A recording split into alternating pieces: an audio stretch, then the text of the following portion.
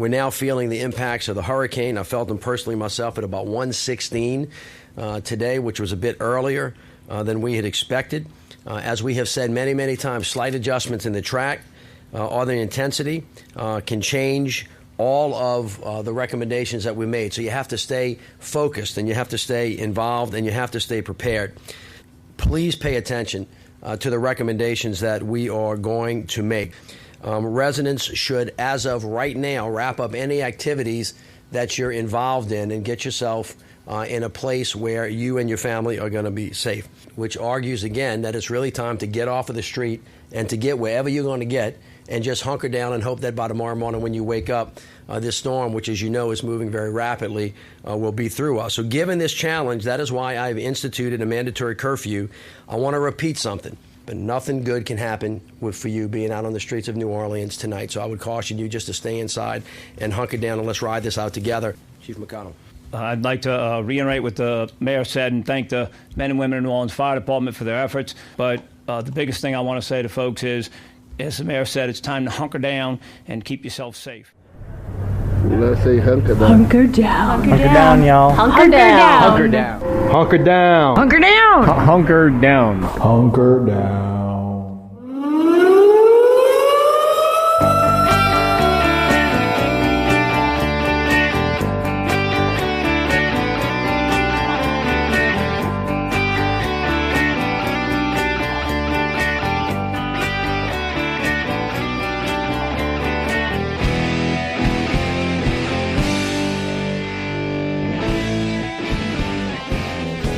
Okay, hey everybody. It's how you doing? It's Jeff. Somebody say a name. I'm Lance Vargas. I started a new Instagram today called I Snap Therefore I Am. Y'all go check it out. Whoa! Wow! Yep. Getting right into the self-promotion. I am totally. I've thought that I don't self-promote enough. Oh. I have a gallery at 901 Charters. Y'all need to come buy shit off of there. It's at Dirty Boys on Instagram and Twitter. I am a reverend. I can marry you. I write my own, your own wedding vows, much in the way when I used to write for a newspaper back in the day. It's very good. I married Allie and Engineer Pat, and they're still working out. So, you know. What is the? In fact, everyone I've married is still married. So. What is the name of this Instagram handle you created again? I Snap Therefore I Am. At I Snap Therefore I Am. I read literature quotes with Snapchat filters on my head and shit. Okay, I think I saw a preview. I coordinate the Snapchat filters with whatever I'm reading. For instance, I read Infant Sorrow, and I had a cloud over my head with some raindrops by William Blake. I saw that. I read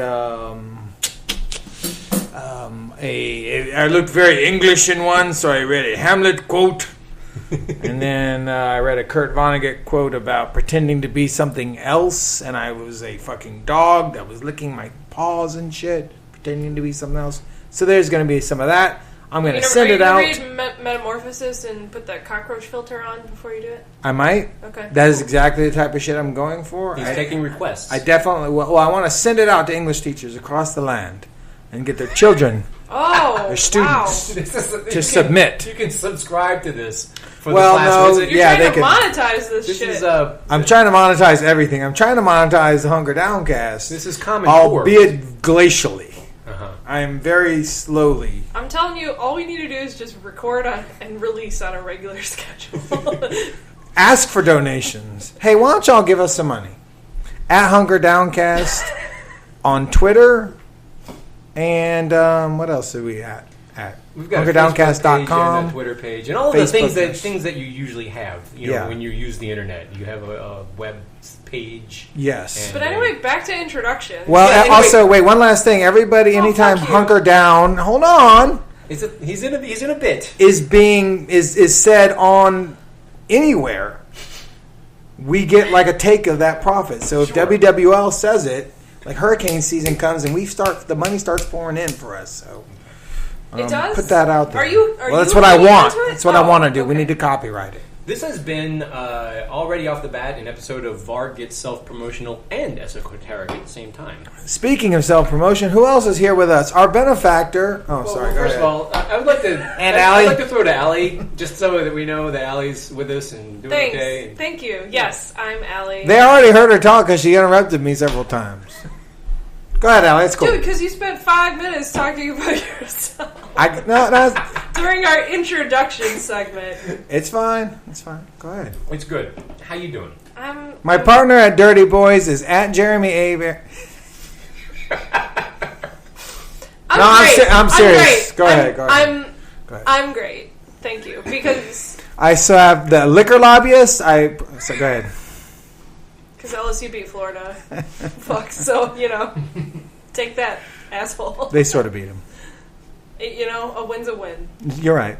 I cannot talk no shit. Notch it in the W column. Anyways, we also have a guest today. Yeah, so we'd also like to welcome patron, friend of the show, long time, first time, our friend Ira. Hello, it's me, Ira. I'm a spooky ghost. Ira. Lance, thank you for demystifying what that Instagram account was that followed me earlier today. Because when you followed me, there was no content, there was no profile picture, and I get a lot of weird coffee roasters that follow me, and I normally just mark them spam. So I'm glad you told me this before. Is coffee roaster like an astroturf? Is that a term for something that I should know? One who roasts coffee. Oh, okay. So it's not like astroturf. No, It's exactly what you think it is. Okay, that makes sense. Catfish by coffee. They are what we thought they were. I did not know that the coffee roaster community was so large. I didn't either, but they won't leave me alone. And I'm not going to buy any of your stuff, guys. If you're listening to this popular podcast, I'm not going to buy your coffee. Sorry. Are they as prevalent as brewers are, or microbrewers? Because those fuckers are popping up everywhere. I think Gretna has one. I don't know if Gretna has a coffee roaster, but you know what? There's a vacancy there. I bet you there's some law in there that says only certain places, like oil refineries, you can only roast coffee in certain areas. There's probably some zoning going on. Yeah, there's redlining of coffee roasters, clearly. There has not been it's a coffee real civil roaster rights issue built in the United States in the last 25 years. Well, Gretna's just really controlled by Big T, so. They are. Exactly. They have acres and acres of tea plantations in Gretna. Just like the old Gretna Green back in the day. They're keeping it real. Yeah, they've got all that terracing going on along the river. Those people with wicker baskets on their backs, whistling cheerful tunes. Yeah, absolutely. Yeah. That's what the South needs more of, right, guys? Plantation. Yeah. Come on. Off to a spicy start. Hot takes. I am so ready for this. How did you guys survive the weekend? It was a rough one. You want to jump? Okay, sure. It was First a of all, close call. You guys are okay, right? I didn't even. I am. I waded through a lot of toxic gumbo to make it out. You went to Melba's. No. You read your Twitter mentions? No, I survived the overcast. It's true. It was gloomy for a while, and I did have a bit of melancholy due to it, but I survived it. Did you lose any business? Did you have to close the shop early or anything like We that? totally would have lost business if this fucking couple hadn't came in and bought $1,700 worth of shit. Dang. They just that was just their thing. Otherwise, we would have lost a lot of business because of Mitch's dumbass fucking curfew. Aw. Yeah, so that's what I wanted to ask y'all about. I mean, were you? I don't know. I asked if you were hunkered down, but apparently you were. We did. Cha-ching. Yeah. We hunkered. Cha-ching. We very thoroughly prepped because I'm married to Pat, and so of course we prepped pretty hard. We moved all the plants off Pat the porch. We stacked them against the wall and moved the fragile ones inside, and moved all the trash cans and weighed them down and kind of anchored them in the back. And Pat went to the store and bought 15 kinds of bread. So we had a lot. That's what you need. We had a lot of bread. I noticed that. There were a lot of the bread was going off the shelf. We had pumpernickel. We had sandwich bread and hot dog buns and different kind of buns, but sausage on. So you've been eating French toast for breakfast, lunch, and dinner. And I had bought bagels at a place because I really wanted to eat some bagels, and so we had So much bread. I've been, Down to one bagel, I see, though. Yeah, there's only one left. So y'all knocked that out. Yeah. We've been eating a lot of bread. Carved up. I cleaned and organized the house and stuff on Saturday, which I had been putting off. So I actually got a lot done. It was a pretty productive weekend. Productive hurricane. Yeah. Yeah. On Sunday we had to put everything back. Like put the plants back out and everything. So it was a really I'm sure you're all riveted hearing me tell you about bread and plants. So. Well, buying a lot of bread, it does seem like a weird hurricane preparedness plan. I guess you carb up. You can get by on carbs for a few weeks if you just eat carbs. That'll sustain you. But it does seem weird to buy a bunch of bread. Yeah, unless it's canned bread, it's not exactly non-perishable. Right? True. Ooh, canned bread. Is that like potted meat? You put your That's a potted good meat question. on canned bread. What do canned bread? Get at me. Is that bottled vegetables. like Grand's biscuits? They come in a can. Oh, what are biscuits if not canned bread? Oh my God! This is a revelation. You're breaking new ground. You heard it here first on the Hunker Downcast. Also, what the fuck was up with everybody aping our tagline? Everybody was hunkering. Cha-ching, cha-ching. Hunker down. I'm telling you. What was fun about this one is They stole it from us. We spent a lot of time in the house watching all the pressers. Which two things about the pressers. One, let's just hit the hunker down thing first. They're consciously trying not to say it because they know that they sound like idiots when they do it, and so many of them got really good at it. Don't say it. You can see them pause. Right, but it's like playing. Oh fuck! Right. It's like playing Taboo. Like the more you consciously try not to say something, the more it trickles in, right. And you gotta just hide. It's your like house. Varg. Don't scratch your nose. Whatever you do. I did see a girl Don't who think of an was elephant. in a marina, and she said they're battening down the hatches here. Literally, y'all, they're battening down the hatches. That is not a metaphor. That's really the 'Cause only she was thing around people do boats. to hatches. It seems like. Yeah.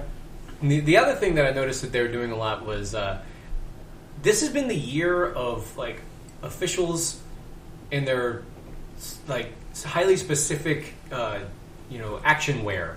Oh yeah. Mitch brought out he had two different ones. He had the navy jacket and also the royal blue weather jacket with the city seal on it and his little name embroidered and everything. For the evening wear competition. Right. He had to change. When we went into what I think a couple years ago he called battle rhythm at one of these press conferences. Oh, we're getting into battle rhythm. Yes. And everybody's got to lean forward. And it's Tactical Mitch. Right, Mitch. He has a whole wardrobe for Tactical Mitch. I think we saw it this summer when he had that black shirt with all the extra pockets on it. Yeah. And then he had the couple of jackets you mentioned. I know he has a fleece vest around somewhere for one of these things. I'm surprised he didn't break out one of those head-mounted flashlights at some point. Man. He's probably got one. Well, he doesn't want to accentuate his baldness because, as we have found out in a quick hit interview this week, he's still kind of insecure about that. Is that right? Yeah. Wow, it's not surprising. He did go through the hair plug phase. He did. He looks fine bald. I don't understand what his fucking problem is. He looks fine bald. I agree. I couldn't even imagine him with hair. How weird would it look? Bald is beautiful, He look like Mitch. fucking Don't be ashamed. like Jason Hervey or something like that.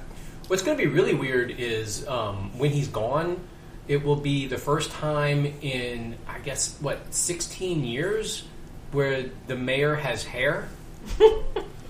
Yeah. Wow, that's you're true. right. I've really missed that in a leader. There's going to be a hair, our first hair. Yeah. I think that's going to have to be part of the. Do any of those guys not have hair? Because they might be a dark horse candidate. Right, that's Just right. play the The last statistics. day, one of them shows up with the chrome dome. It's Troy Henry. He's going to do it. Yeah, Troy Henry's relatively hairless, right?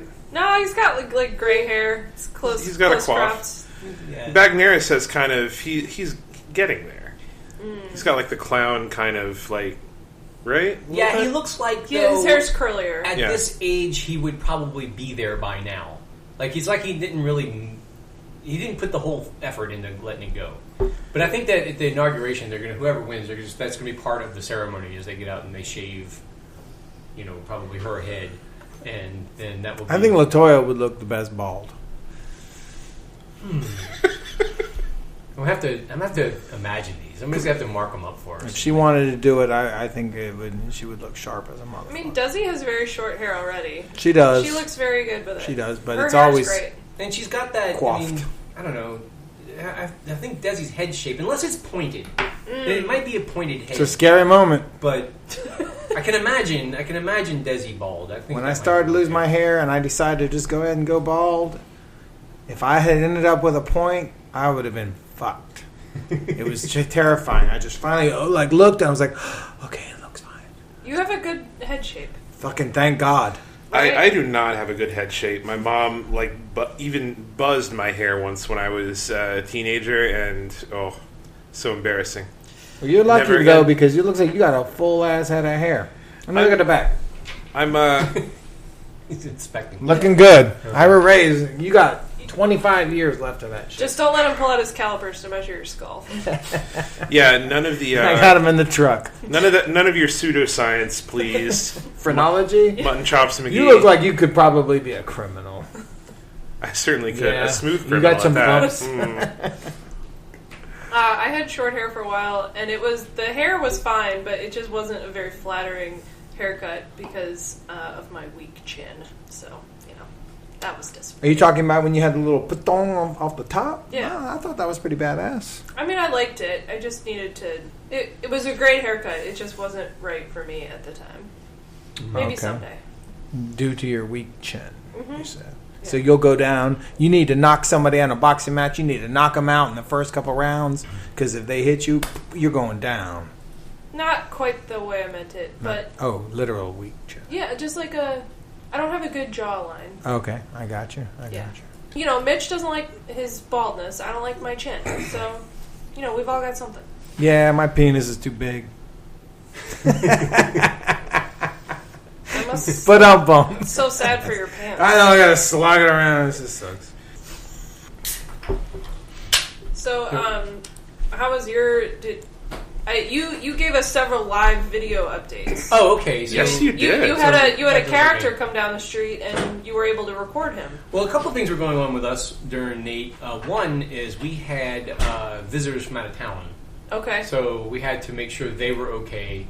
And they were more okay than we were because they did not give a shit about anything. I mean, if you're on vacation during, if you're on vacation somewhere where it's about to flood or fall apart or... It's not your shit getting wrecked. Yeah, who cares? Like, I'm just going to watch everything happen. And if you get stuck, what the fuck? You're stuck in New Orleans. Right. Don't throw me in the briar patch. Pretty much.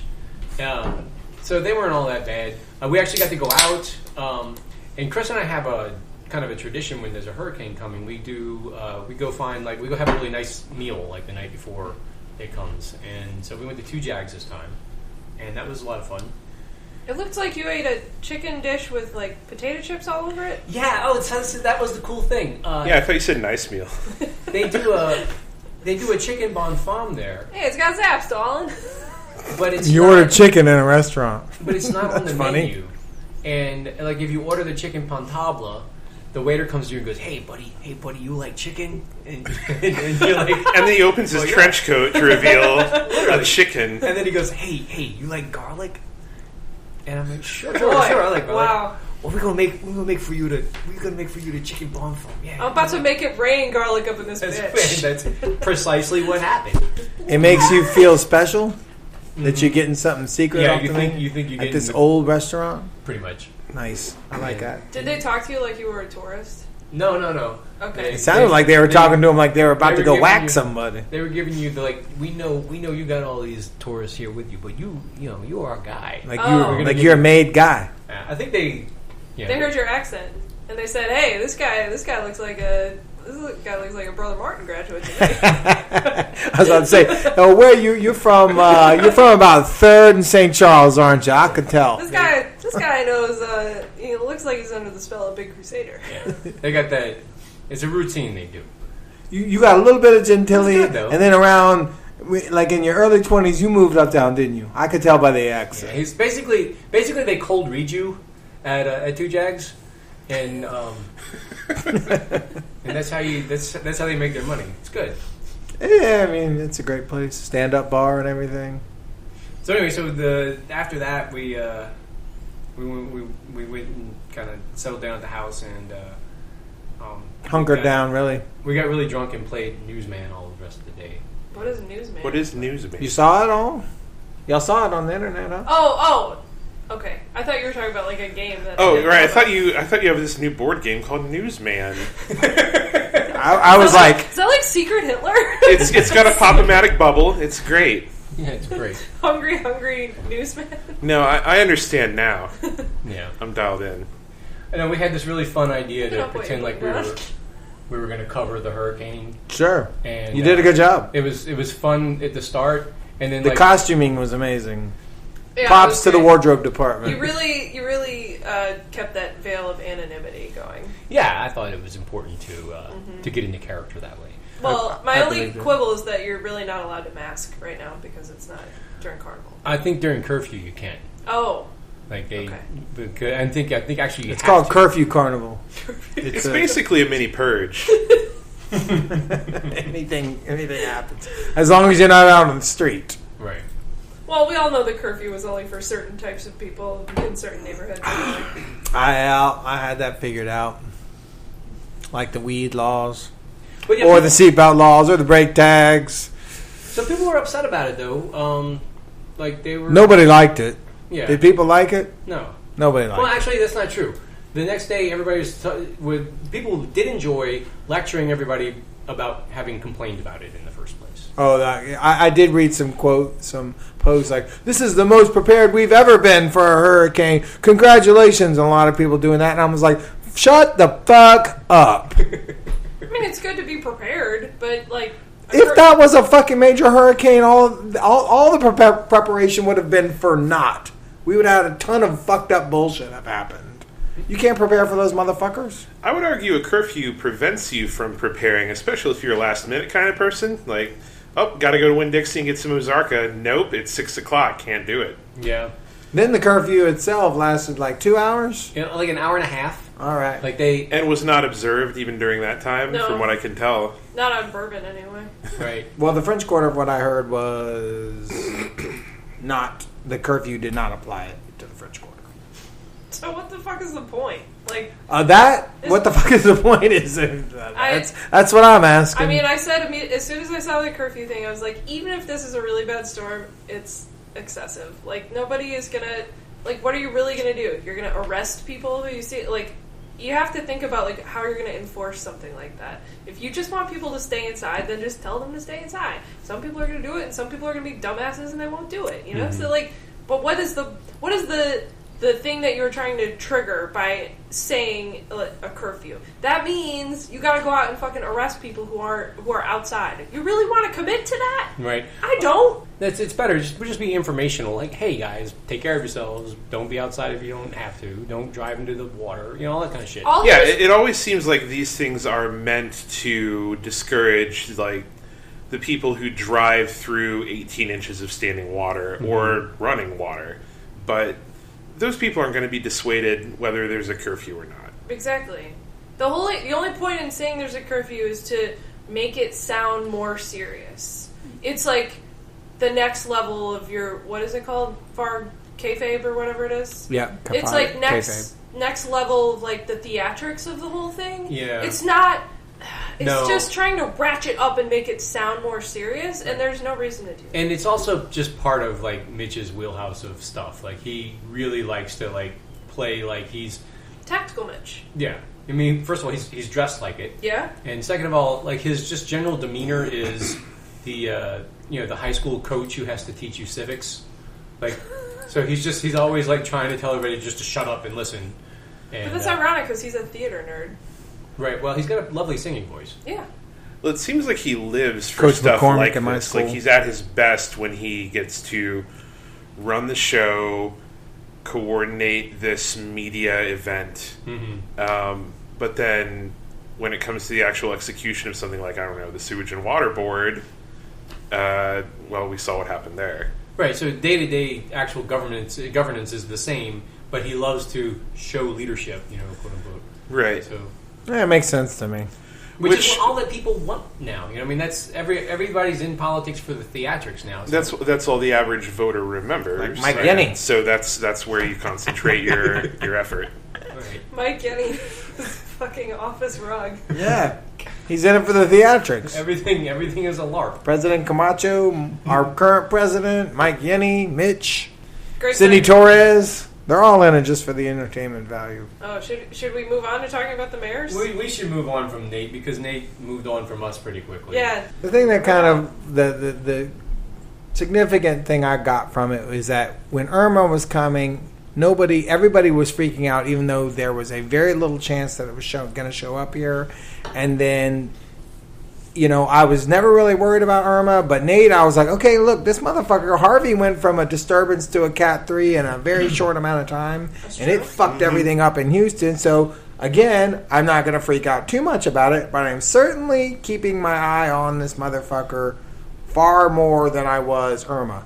And nobody online seemed to really be all that concerned about As Nate. compared to how they were with Irma. Yeah, they were convinced that Irma was coming. Yeah. The Irma till Nola truthers. As The you Irma call them. Tanola truthers.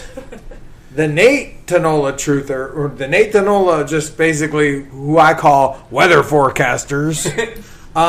They were like, it's coming right for you. And, it's crossing the Gulf, yes, fast.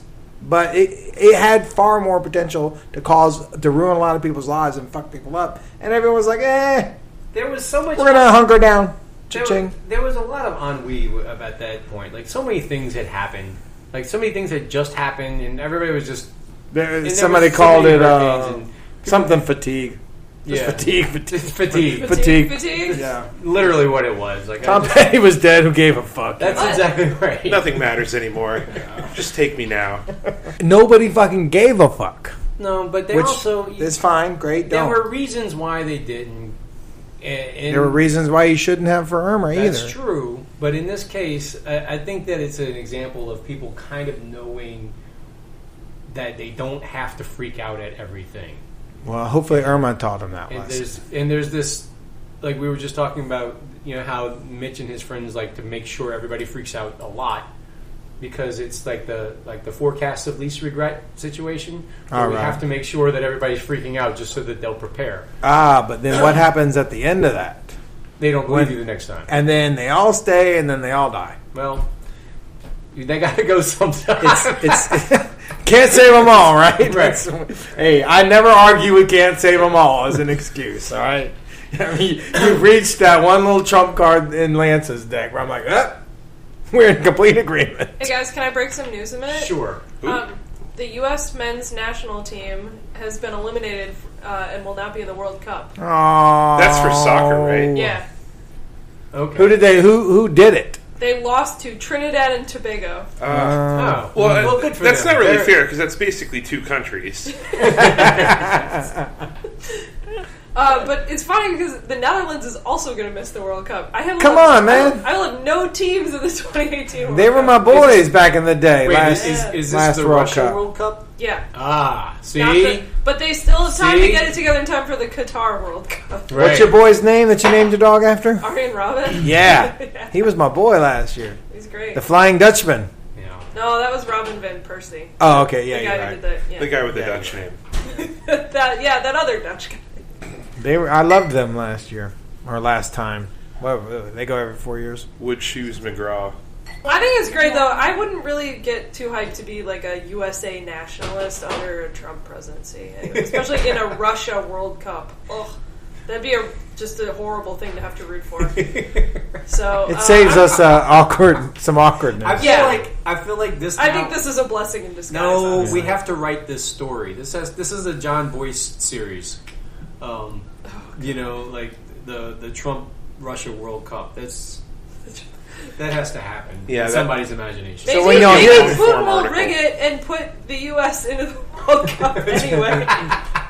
Facebook ads. Can Facebook ads get us in there? Wait, experience World Cup 2018 all on Facebook. Release the Virtual emails. reality. Right, we could send Zuckerberg standing in the middle of the field, high-fiving. Surrounded by the wreckage of what Russia's stadiums will become. That's perfect. That's the perfect metaphor for where we are. Everybody can just retreat into their own fantasy of what's actually happening at the World Oh my Cup. God, that's so I good. endorse that now. That's so good. We gotta move on. Cool. Let's move on to the mayors. I had an incident at the gallery that I need to tell y'all about. I haven't spoken to it publicly to anyone. Did Skurlock masturbate in your gallery? No. However, I'll just move on to the story. A drunk waitress comes down charters. Okay, this is not unusual. So far, so good. Towards the gallery. Starts flirting really hard with our 21-year-old gentleman who works in the gallery behind us, who we kind of split the space with. All the ladies love him. He's getting hit on all the time. He's getting hit on by a woman at this point who's probably, I want to say, 30-plus years his senior. Oh, Gross. I thought you were going to say she was 30-plus years old. No, 30. No, she's 30-plus years. Okay. His senior. I don't think there's anything gross about that, Allie. I don't kink shame. We got into that in the last episode. However, he does think it's I'm gross. just sitting here. Well, you said gross. I actually think I misheard you because I thought you said that the dude was 30 plus years her senior. Also not gross. I don't kink shame. Nobody should kink shame. It's fucking offensive. Power dynamics. I can't believe that you would do that. And harassment are not necessarily a kink, but okay. Not all fucking dudes older than women are more powerful than them. Anyways, I've been taken advantage of by so many women. I mean, it's like I've seen that Michael Douglas movie. Right. Anyways, Wow, yeah, you're right. I retract everything I said. It's fine. Oh, never mind. It's a double. Never mind. All right. Anyways, What this happened? woman comes down the gallery. This guy agrees with you. He does think it's gross. He doesn't want to have anything to do with her. She keeps hanging around for about 2 hours. She's just hanging around, going to Harry's, coming back over, and she keeps talking about this mayoral candidate that she's really behind, who I'm sorry, I cannot say who they are. Can you tell us what their name rhymes with? I cannot do anything like that. Aw. Because she told me she fucked him on the top of her Wait. car. a male candidate. Yes. Okay. It's a male candidate. She fucked him That on narrows the it top down. of her car down by the river the night before. And she is waiting. She keeps encouraging us to vote for him. And to be honest with you, he's got some decent little ideas and stuff. He's not necessarily a candidate I wouldn't vote for. In fact, she almost had me convinced near the end. Would you say that he wants to make New Orleans fun again? I am not commenting on who the candidate is. Would you say he's the Protection. Willy Wonka of monuments? I'm not saying anything like this. Okay. I'm not commenting on who that candidate was. Does he know how to spell the word businesses? Would you say he's an Ubermensch? Does he have any really cool management theories? that he She wants to is tell you? waiting for him to pick her up and has been for the entire 2 hours. In a Hummer that has some suspiciously fun stickers all over it? No. In an Uber, perhaps? No. Okay. It's probably not Skurlock, though. She finally Don't break the spell. she finally decides that he has stood her up. That he fucked her the night before on top of a car down by the river. She's trying to get in touch with him. He's not returning her calls. He said he was coming to pick her up. He hasn't. Okay. So she's getting a ride home with somebody else. There's only Okay? like a couple of guys who this can be. I mean, I'll let y'all figure it out because I'm not saying anything, and I'm not, getting the hunker downcast and our benefactor Ira here God, in what if any it was trouble. Manny Chevrolet Bruno? So she says, Was it in a Chevrolet down by the "Chevy to the levee." But that levee was not dry that It might have been. It does happen. Remember, our gallery mate is 21, and she is 30 years his senior. The levee might have been dry. I don't know. Anyways, she decides she's going to get a ride home with someone else. And guess who comes and picks her up in a little oversized golf cart? Tom Benson. Nope. night. It's gotta be Torres. Nope. No? It is. Have y'all seen Skurlock's little wagon that he drives around in the French Quarter? Okay, so Skurlock. No, it's a guy that works for Skurlock. Oh. Comes and he pulls up. Oompa Loompas. Wait. Have you seen his little wagon, the pussy wagon? Oh. The little thing, the Skurlock for Mayor golf cart, oversized golf cart, and they drive it around the quarter. Yes, I have seen that. You've seen that. Okay, this dude comes and picks her up in that. I saw it outside of Sydney's a couple weeks ago. Sydney's Wine Cellar? Sydney's, the Sydney's bar bar on St. Bernard? Okay, that makes sense. Why do you want to tell us forever and ever and ever that you don't want to say anything about this candidate? Because it wasn't Skurlock that picked her up. It was a guy just driving his little golf cart around. Well, that's kind of a coincidence, right? It was. I freaked out. This is this is getting to be like Chinatown. It was. Ira. When I saw him pull up in the pussy wagon, which I saw somebody on Twitter call it that. Okay. That's called? No, I mean, I'll accept that. Tim and them and the Dim and them, get on that. Let us know. So he pulls it out. I happen to have a megaphone on him, and I freak out. I'm like, oh my God, she's been telling us to vote for this other guy, and she's going home with one of Spurlock's guys. Oh, so it's not Skurlock. It's not Spurlock. Skurlock. It's not Morgan Spurlock from Super Size Me that fucked her on a car. Skurlock. There are so many possibilities now, right? Right. So this can either be like she is sleeping with another guy because Skurlock hired her to do that. I don't.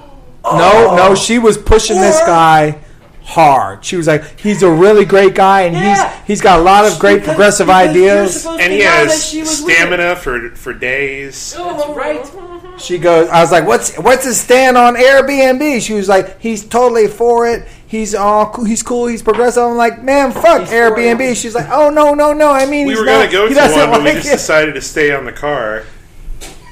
So I happen to have a megaphone on me. And I look and I see Skurlock, and I was like, hey, you're getting picked up and driving away with this dude jerked off in the back of an Uber. This dude, when he hears that, he gets up out and he rolls up on me like, motherfucker, man, I told you something, man. This guy, what you gonna do if you need to scratch your balls in the back of an Uber? What you gonna do? You're not gonna scratch your balls? This story has gotten crazy. It's 100% true. I wouldn't lie to y'all motherfuckers. Okay. I could make it up anyways. This is not Frank Skurlock saying this to you. No, it's this dude who was driving his pussy wagon. Okay. Which I heard someone call it also, on Twitter. Just rewind a couple seconds. I happen to have a megaphone on me at the moment. Yeah. Okay. We have a megaphone at the gallery. Right. This is not unusual for dirty boys. No. Yeah, it has a siren on it in case some shit goes down. That's fine. And if we need to holler at somebody for Saints games, we turn the siren on. Right. Anyways, we have a megaphone. Okay. And a basebal bat and a stuffed raccoon. Sure. It's just shit. It's shit we got at the gallery. It's all in the go bag. Yeah. It's kind of like the bug out bag. You got one of those fake cans of nuts that has like a spring-loaded snake inside. a life-size cutout of Conor McGregor. Sure. A milk crate full of LPs. The guy insists that Skurlock was just scratching his balls in the back of the cab. And then he says...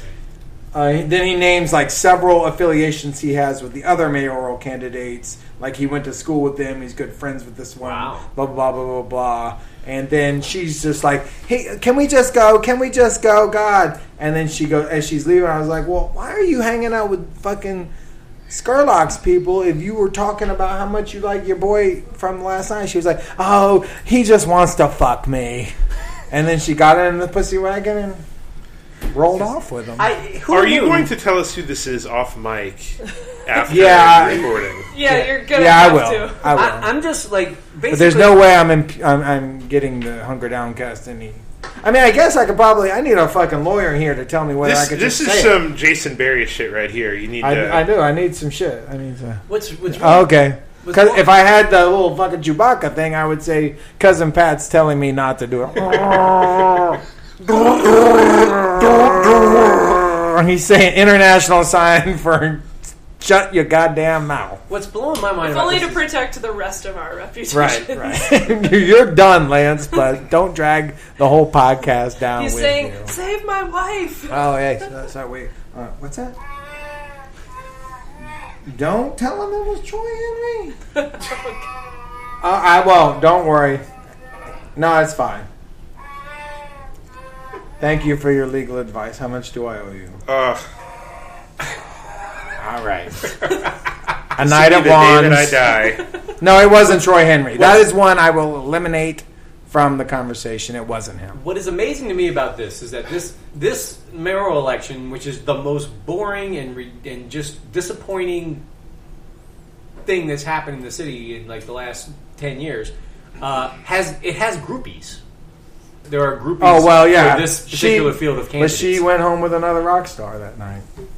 She may have just got a ride home with them. I don't seen all of them. I don't know. That's amazing. She is. She's a mayoral candidate. She's like whatever her name is, that girl who fucked all the rock stars back in the day. This is an almost famous. Huey Lewis has the biggest dick, and Peter like Frampton's is tiny. Well, what's interesting about Huey Lewis is great. Huey Lewis is great. Thank you. He's wonderful. One of my He's friends also went to hung like see- an Armenian. Is that a common standard against which? They are the. You would think it would be the Hungarians, but nope. Oh my god. It's the Armenians. I don't know. I read it on a flyer in the French Quarter once. He's got his nose pierced, his hair is pink, and he's hung like an Armenian. Is what it said on it. Wow.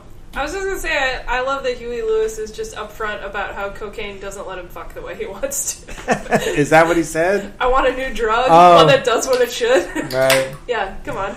It seems like the mayoral race, because it's not exciting, like the hangers-on and the promoters are all people who have something to gain from it, and so their motives are so transparent. And it makes it like a really interesting political study in a way.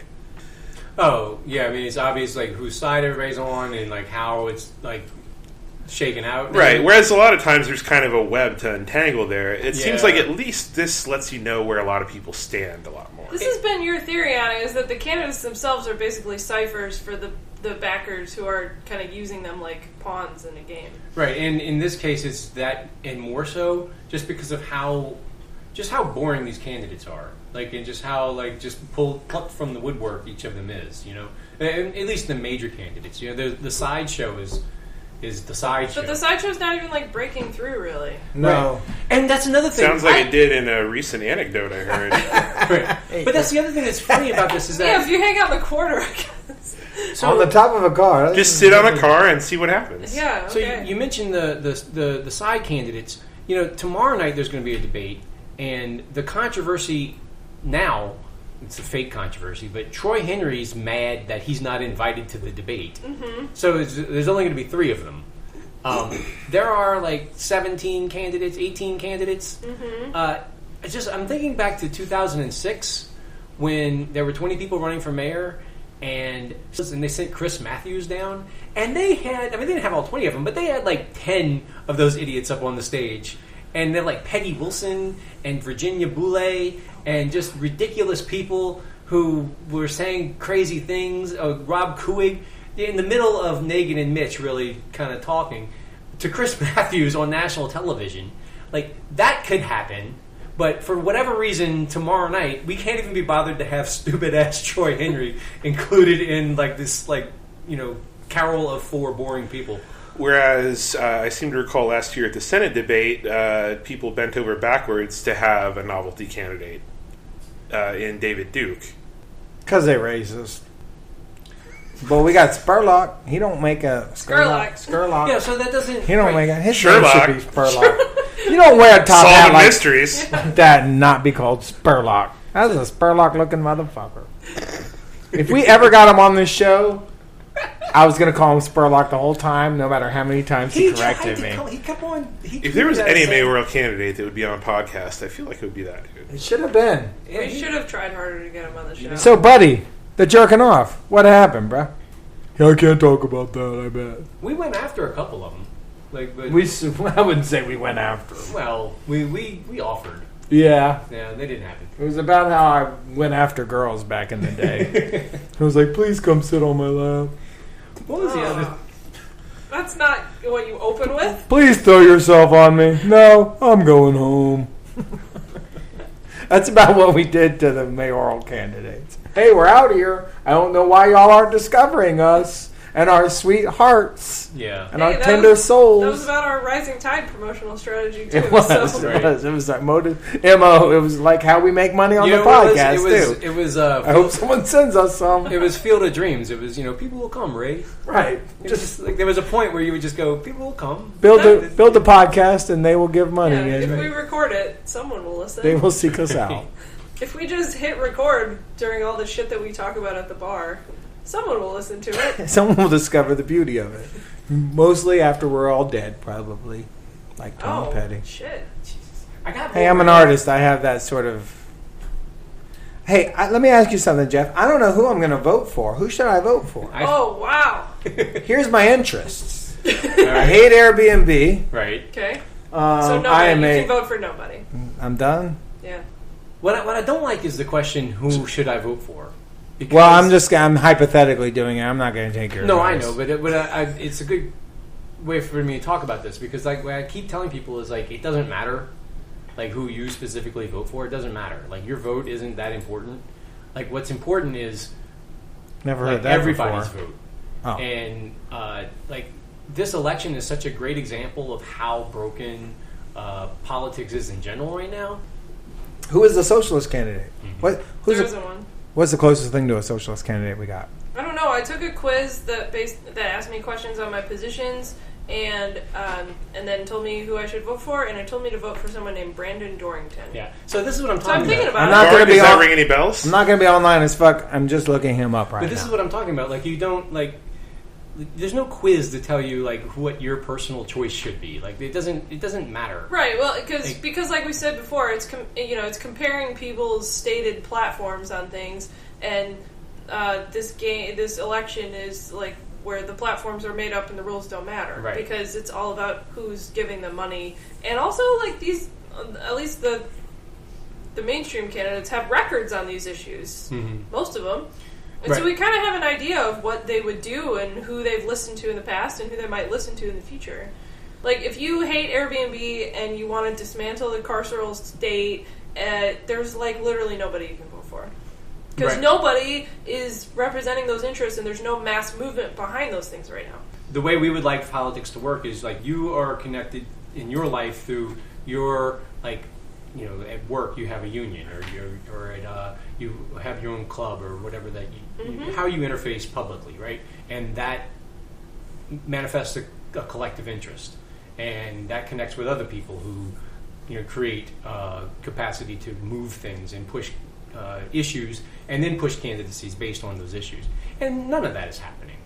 When none of that's happening, instead you get this very top-down version of it where you have professionals who are picking amongst their own, we're the insiders, we're the people who've done this for ages and ages, and this is the one who we can throw out there. And then once we throw them all out there, then we can look around and say, well, here's how we get X to win versus Y.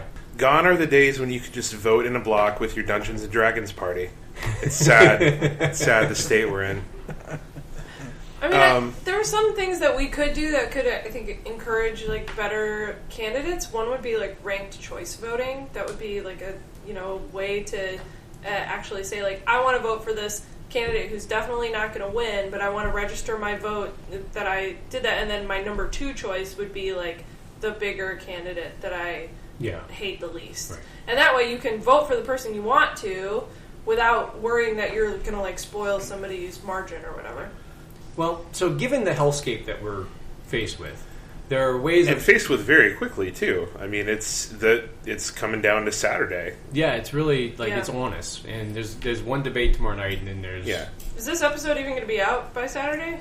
Fingers crossed. Okay. Well, I mean, there's almost the computer is updated, so there's almost certainly going to be a runoff with the 3 kind of headliners. I feel like there's not going to be a 50%. No, 51%. There's going to be a runoff, and that's also interesting to see how it shakes out.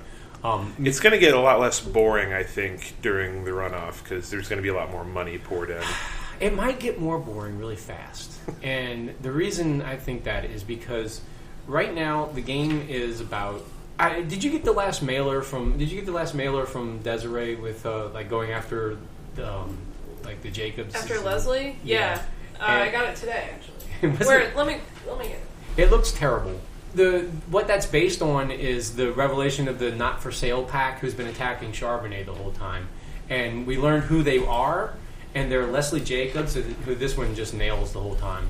Yeah, it's a horrible font that reads, "Mirror, mirror on the wall, who is the real queen of patronage and sweetheart deals?" Right. In which red, that doesn't even rhyme. Doesn't rhyme. Doesn't rhyme. In red cursive, with the most legible font. Yes, and then text. The real queen of patronage, cronyism, and sweetheart deals is Leslie Rosenthal Jacobs. And then there's like text with some highlighted text and more red cursive writing. And I don't think anybody's going to read that. I'm going to need an up close look at this thing before I pass. It seems like there have been a lot of really verbose mailers in New Orleans this year. I recall hearing about a 6-page Charbonnet mailer, anti-Charbonnet mailer. Well, the big anti-Charbonnet mailer is the one that Leslie Jacobs and her people put out. The not for sale one. Right, and that's the one with the cartoon of Charbonnet holding a gun at people. Pointing at white people. Yeah.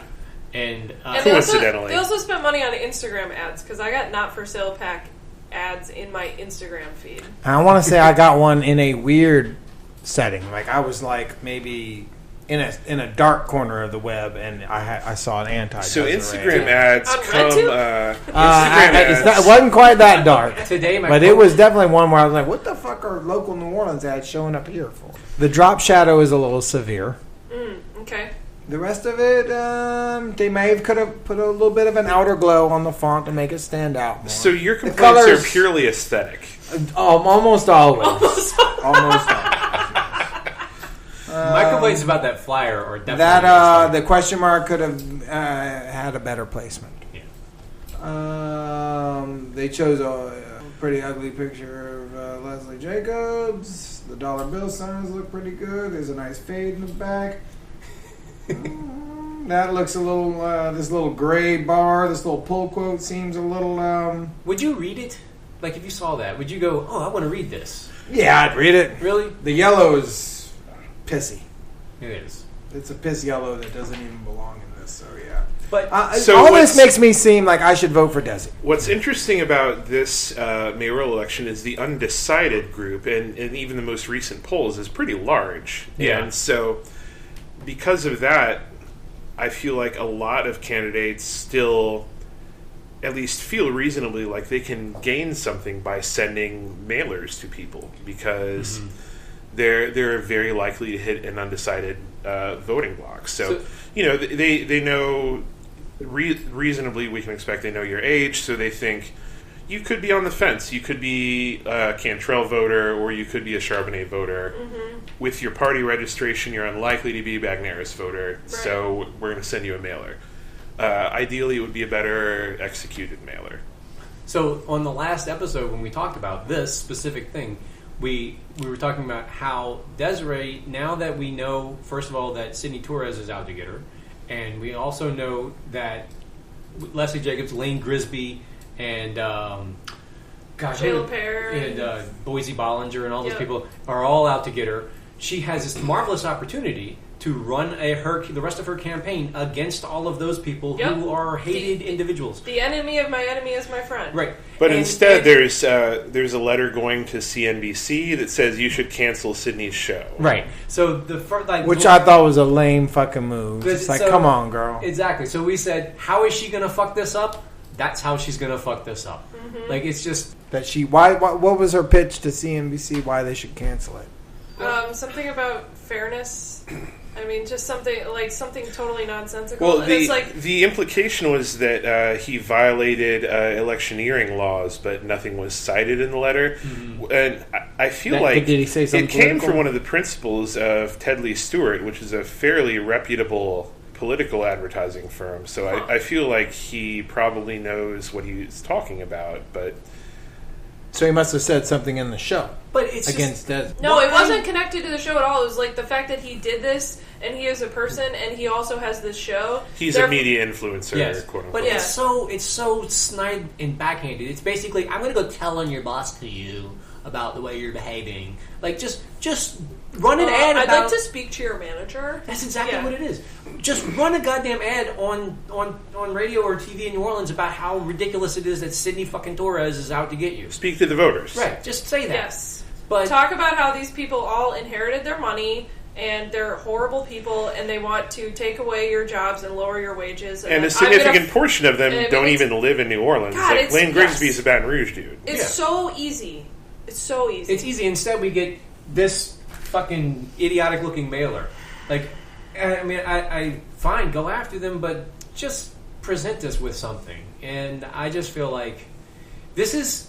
They could definitely lose the yellow. Desiree Charbonnet is the Hillary Clinton of this election. She's just face-planting when she should be just rolling over some of these people. Why are you a Brown? Jeff, you're tough but fair. It's true. You need a good Democrat voice. Well, I'm going to vote for her because fuck Sydney. That's where I'm at right now. Can I just steal one of Felix's? Yeah, go for it. I may not be David Carradine, but I sure choked when... Oh. That sort of thing.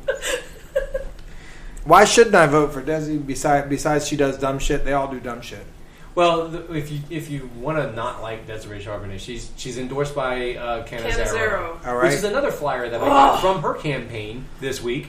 It says in huge letters, Cannizzaro endorses Charbonnet. Which is like the most cursed image you could possibly send me. Why are you showing me God. this? She should downplay that. Which, again, you could probably do a little bit better targeting and get that to the people who it would matter to. I was thinking about But that. Send not- it only to District A. They're the only ones who might like that. Send it to like a specific block of Uptown. Yeah. Send it to like Audubon Place, basically. It's really hard. Send it to Caroline Fayard's house. Right. It's really hard to get that exactly right because I got both of those mailers. I know that they weren't both for me. Yeah, the Cannizzaro endorsement and her continued call to defund the consent decree and use it to hire more cops is like just so bad on so many levels. I think it's almost disqualifying. Which I still think that you can think of that as bullshit campaign stuff, which a lot of it is. And instead, in my mind, the important things to look at are who these people are lining up behind them. I mean, I think my mind is made up that I'm going to vote for Desiree. I'm pretty close, but I'm not going to be excited about it. No, there's no reason to be excited about this. You were asking about what happens in the runoff, and I think that in the runoff, everybody lines up behind LaToya, except for Charbonnet's. If it's Charbonnet versus LaToya, all Jacobs, Grigsby, all these people, they go to LaToya. I mean, they've already said as much. They've already declared. Yeah, right? And effectively, Torres goes to LaToya. So all of that money goes to LaToya, and then then you have the Cedric block, and you have the Cedric Richmond block lining up. That's Desiree behind Desiree, and I wonder about Mitch's machine. I really do. I wonder if it won't be fractured, and it's just a question of who is fractured where. Now the other thing is Desiree still has far and away the most cash on hand, so a race like this where it's low interest, even though this is probably the most high interest race in the state, the mayoral race in New Orleans, it's all going to be about GOTV. Yeah, and she has the most money for paid GOTV, so I wonder if that's going to help decide it in the end. I mean, one would hope. I haven't seen any purple buses around town, so I don't know. Sadly. Yeah. And that's really all it takes, one bus. Just one.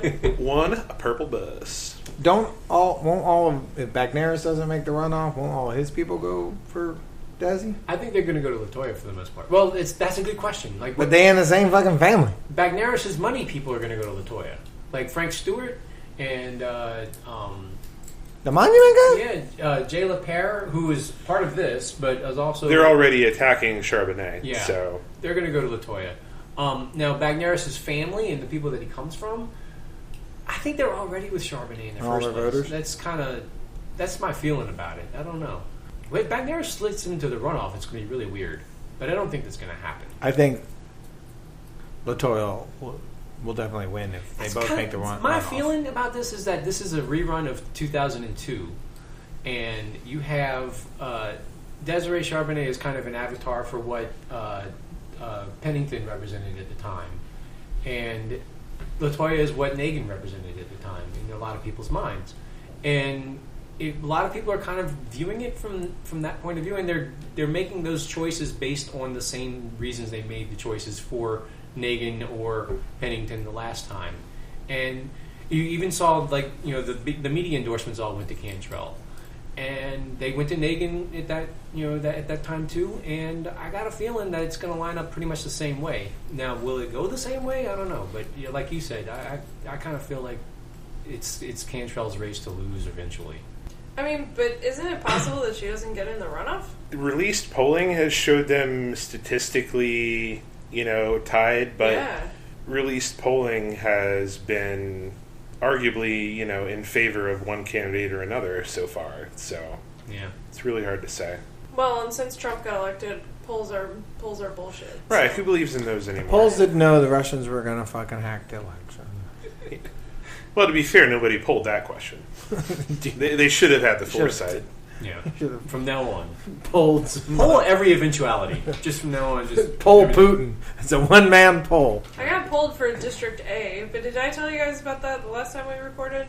I think so. No, that you got polled? Yeah. I don't know if you said it on the podcast. It was a push poll, I think you were talking about, right? No, it wasn't it wasn't a push poll. They asked me about a couple issues and, like, favorability ratings for Harrison and Canizero and a couple other people.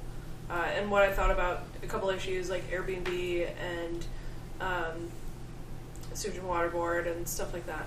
And how I approved of the mayor's handling of the Sewage and Water Board crisis.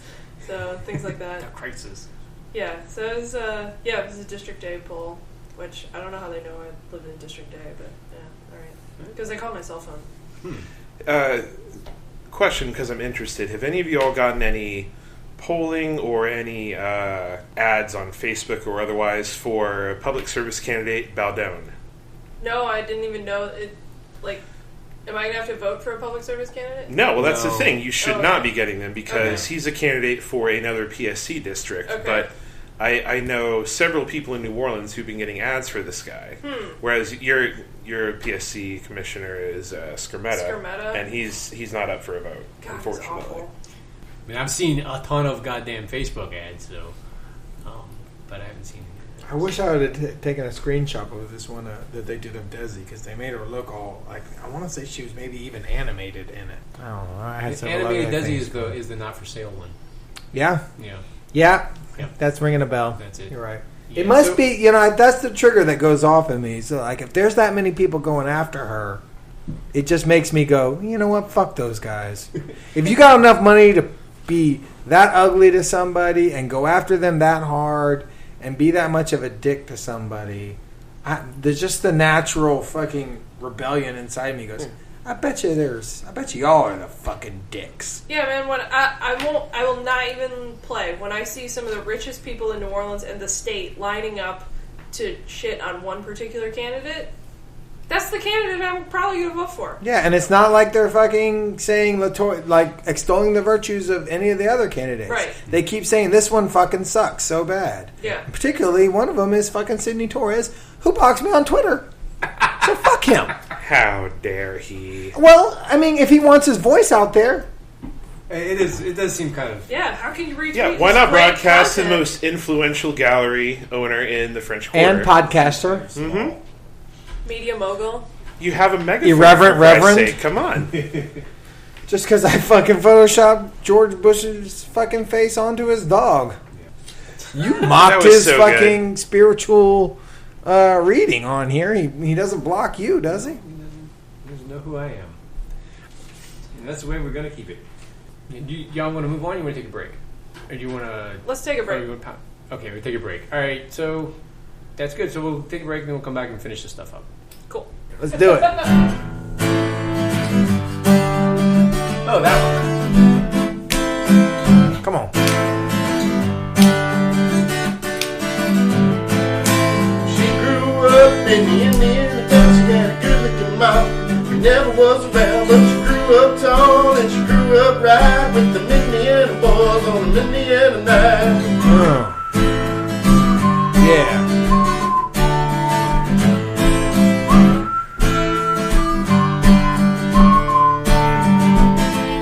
She moved down here at the age of 18.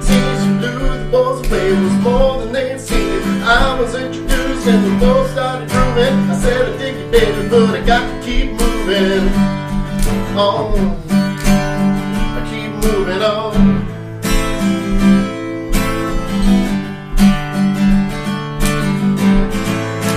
Last dance with Mary Jane. One more time to kill the pain.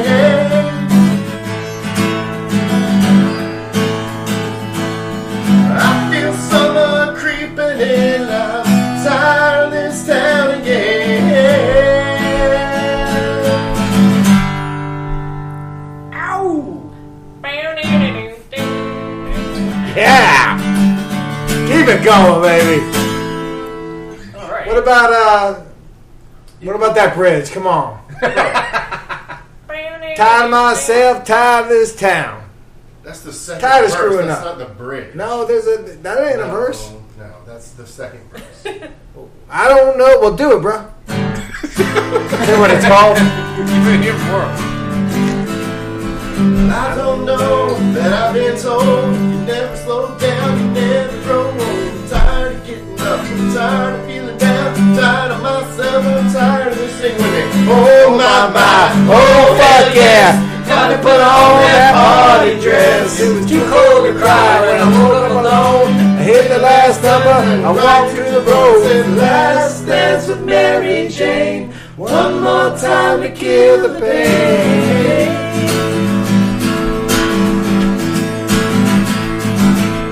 I feel summer creeping in and I'm tired of this town again. Allie sings. Counts.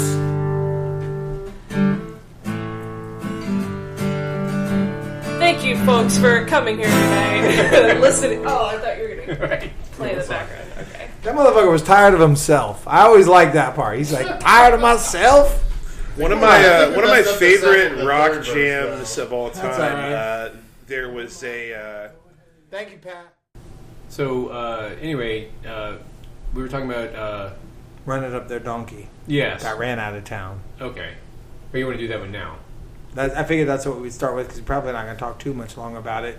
I said it on Twitter earlier. It marks a very... we're moving in the right direction with free agency. We've gone from signing, making bad free agency signings and keeping them from 3 years, which is called birdism.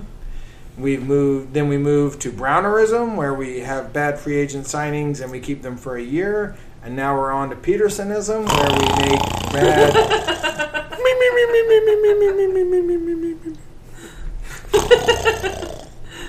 I think You are going to get it so hard when we start talking about Baton Rouge in a a few minutes, y'all. worth it. It better be Worth it. fucking Ira good. must not be a Saints fan. I don't know what the story is with that. Anyways, we're back. Now we're cutting them after 4 games, so pretty good. Actually, I think it's the opposite of what you just said. Okay, It's- that makes sense. It's we had this thing where we would This is bored. Jeff is bored now. where we would pick up broken old people like Champ Bailey, and then like they would show up for a couple of Baileyism. days, and then we would just drop them immediately, going, "Oh, that dude is not worth keeping around." We weren't paying him though, were we? Well, no, we didn't have to pay him because we cut him in Okay. training camp. Well, so with Peterson, they kept him around. They were committed to it. They talked about how great it was going to be, and he didn't do shit. They couldn't find any place to put him, and now he's he gone. needed more fucking touches Yeah, that's what he said. because we didn't give him to him. He got pissed off. Right. He was also slower. He's not gonna do shit in Arizona either. Well, I don't know. Watch him like bust over people like for the rest of the year. It'll be what everybody deserves, especially when they run out of running backs by the end of the year, because you always run out of running backs. You know who's kicking ass? Leonard Fournette. I saw that. He had an amazing game against the Jacksonville Bears. is winning games. Jacksonville went to Pittsburgh and fucking blew him the fuck out. They have Fournette and Chris Ivory in the backfield. Like he's over there? Yeah, they pull Fournette. And then I figured that guy, with the way he ran, would be out of the league by now for sure. They have some other good, like they've drafted pretty well the last few years. They've finally stocked up enough. They've got everything but a quarterback, and this is going to be interesting to watch next year because I hadn't thought about this until I heard Andrew Juge say it on Ralph's show a couple weeks ago, where the only thing they're missing is a quarterback, and next year there's one coming available. And Danny Etling? No. Oh. And it turns out that Drew Brees is his contract is up. Oh. And people are thinking about where he might go. And for a while, it was like, oh yeah, but there's nowhere interesting that he could go play. But that's a good spot for him, maybe. Plus, he has all those Jimmy John's concerns here in good old New Orleans. Well, if there's one place that likes franchise restaurants even more, it's probably Jacksonville. Yeah, and it's kind of a Good shithole. point. Yeah, So, have you been to Jacksonville? It is whoever the fourth person in line for the president is. That's Jacksonville's fourth in line for my hometown. It goes New Orleans / Pensacola. Wait, that's the okay. And then San I don't Diego. understand the analogy Yeah. exactly. And but- then Jacksonville. Like, because I've lived there like maybe 3 or 4 years, and a good portion of my family's from there. And Okay. I know it sort of well. You know it's a shithole. So if you're When other I was a kid, hometowns- I used to be a little bit afraid of it before I even basically knew what fear was. So like is I the would walk analogy that around. if your other hometowns are annihilated by a nuclear strike, then Yep. Jacksonville will become your hometown. The same way it is Okay, with the I president. get it. Like if people, It's a designated survivor of hometowns. if a nuclear strike Yeah. not wipes out the president, the Thank you vice for clarifying president, that. and the speaker of the house, whoever the next fucking person is, does anyone know? I think it's the president Brainiac? pro tem of the Senate. Okay, who's that right now? Walt Leger. No, wait, he's the speaker pro tem. Never mind. It's a bit of a hometown for me, and Fournette fucking kicked ass. I like to at think the of other Jacksonville as everyone's designated survivor hometown. That's a great When you're out of options, yeah, Jacksonville. Jacksonville It's the largest That's city their in motto. America by land area. by yes. land area. Yes. Yes. It occupies its entire county, much like Orleans Parish. And Indianapolis and Oh. a couple other places. They do also. Baton Rouge comes close. It's a shithole. Lafayette and Lafayette Parish. My cousin died there. People, all my cousins who were growing up, all their friends would die. Like I would be in high school and they would tell me, "Oh, my friend died the other day. What happened?" Yeah, he rolled his car, he flew out and shit like that. They were always coming with stories like that. I was like, God, place is terrifying. It's a good place to go to die. I guess It's where you go. It's like Drew Brees next year. But I mean, that's a lot of Florida. Like you go there, It's you true. go there to die. Tom Petty did not go there to die. No.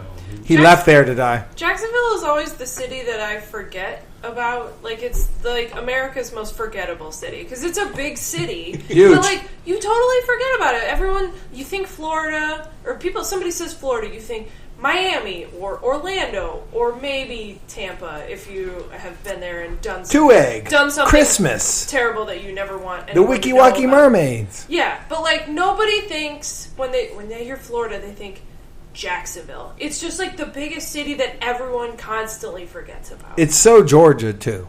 It might as well be Georgia. It's right there. It's true. I think you just lit the Is it Engineer Pat siren. Is it not where they play the cocktail game? It is. Aha. Sorry, So- the entire Panhandle is kind of Georgia, Pat. I thought you'd agree. Wow.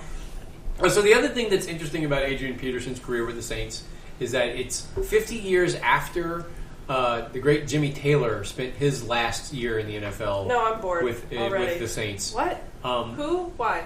So Jim Taylor. You wrote "You Got a Friend." And Fire and Rain.